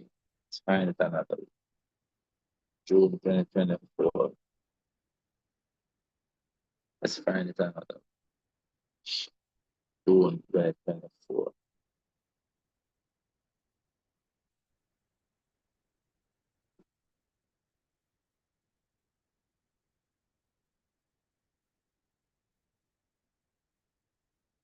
Sometimes can't hide in the device, man. No, come on. Sure. Is it? Yes. Let's start titling it differently, you know. All right, so we did a number of questions on this already. So we did all of these, we did these, we did the consumer arithmetic. So those questions, I think this is where we started, right here. So we did that question already. We also solved this one for y already. See another one here. 7 times the product of two numbers A and B is this. So this one now right there. All right, so I say they keep changing up this question. So pay attention to what I said. This one is the test value. So we do one similar to this already, right? You have to test. I don't know what they're gonna say, so you have to test them. Test them and see which one will work. So no matter what I give you, they test them and see which one will work. All right, so I'm not going to bother to do. We did this one already as well. So with these values, this time I put the t equals 3, that is all. T equals 3, let's do it. T equals 3. So this will be negative 2 is the x value over a y value of 3 raised to the power 3. So taking the cube of these numbers now. When you raise a negative number cube, the answer come back negative. Like you multiply this number 3 times. It's like negative 2 over 3 times negative 2 over 3 times negative 2 over 3. That's what you do it. So first you're gonna get negative 8. Negative 2 times negative 2 is positive 4. Times a negative 2 now give you negative 8. Negative 8 over 3 times 3 is 9. 9 times 3 is 27. 27. So negative 8 over 27. See it here? Negative 8 over 27. All right, so I said change the question now to that cube. All right, that is that. That finishes that part. All right, look at this one. Solving this for x. Solving this for x. We're gonna approach this more. So we have 1 over 3 to the 2x equal 9.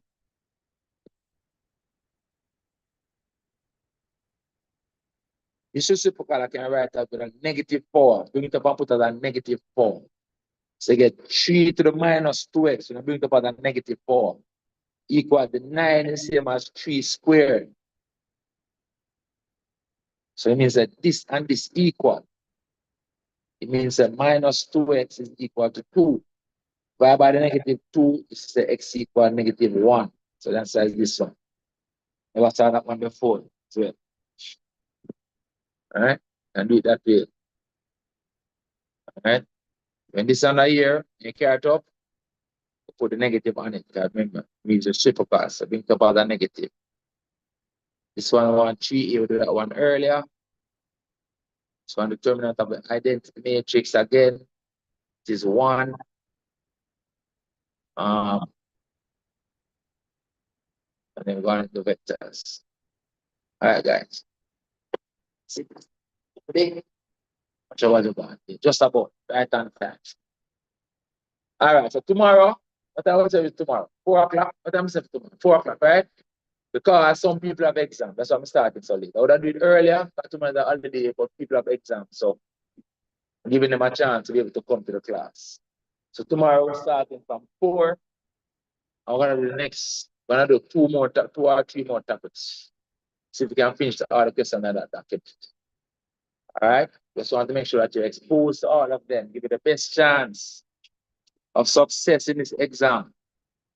If you're full exposure, it's up to you what you want to take from this session. All right, guys. I'll see you all tomorrow. All right. Bye, everybody. Bye, students online. See you tomorrow. 4 o'clock. Huh? Bye, sir. All righty. Bye.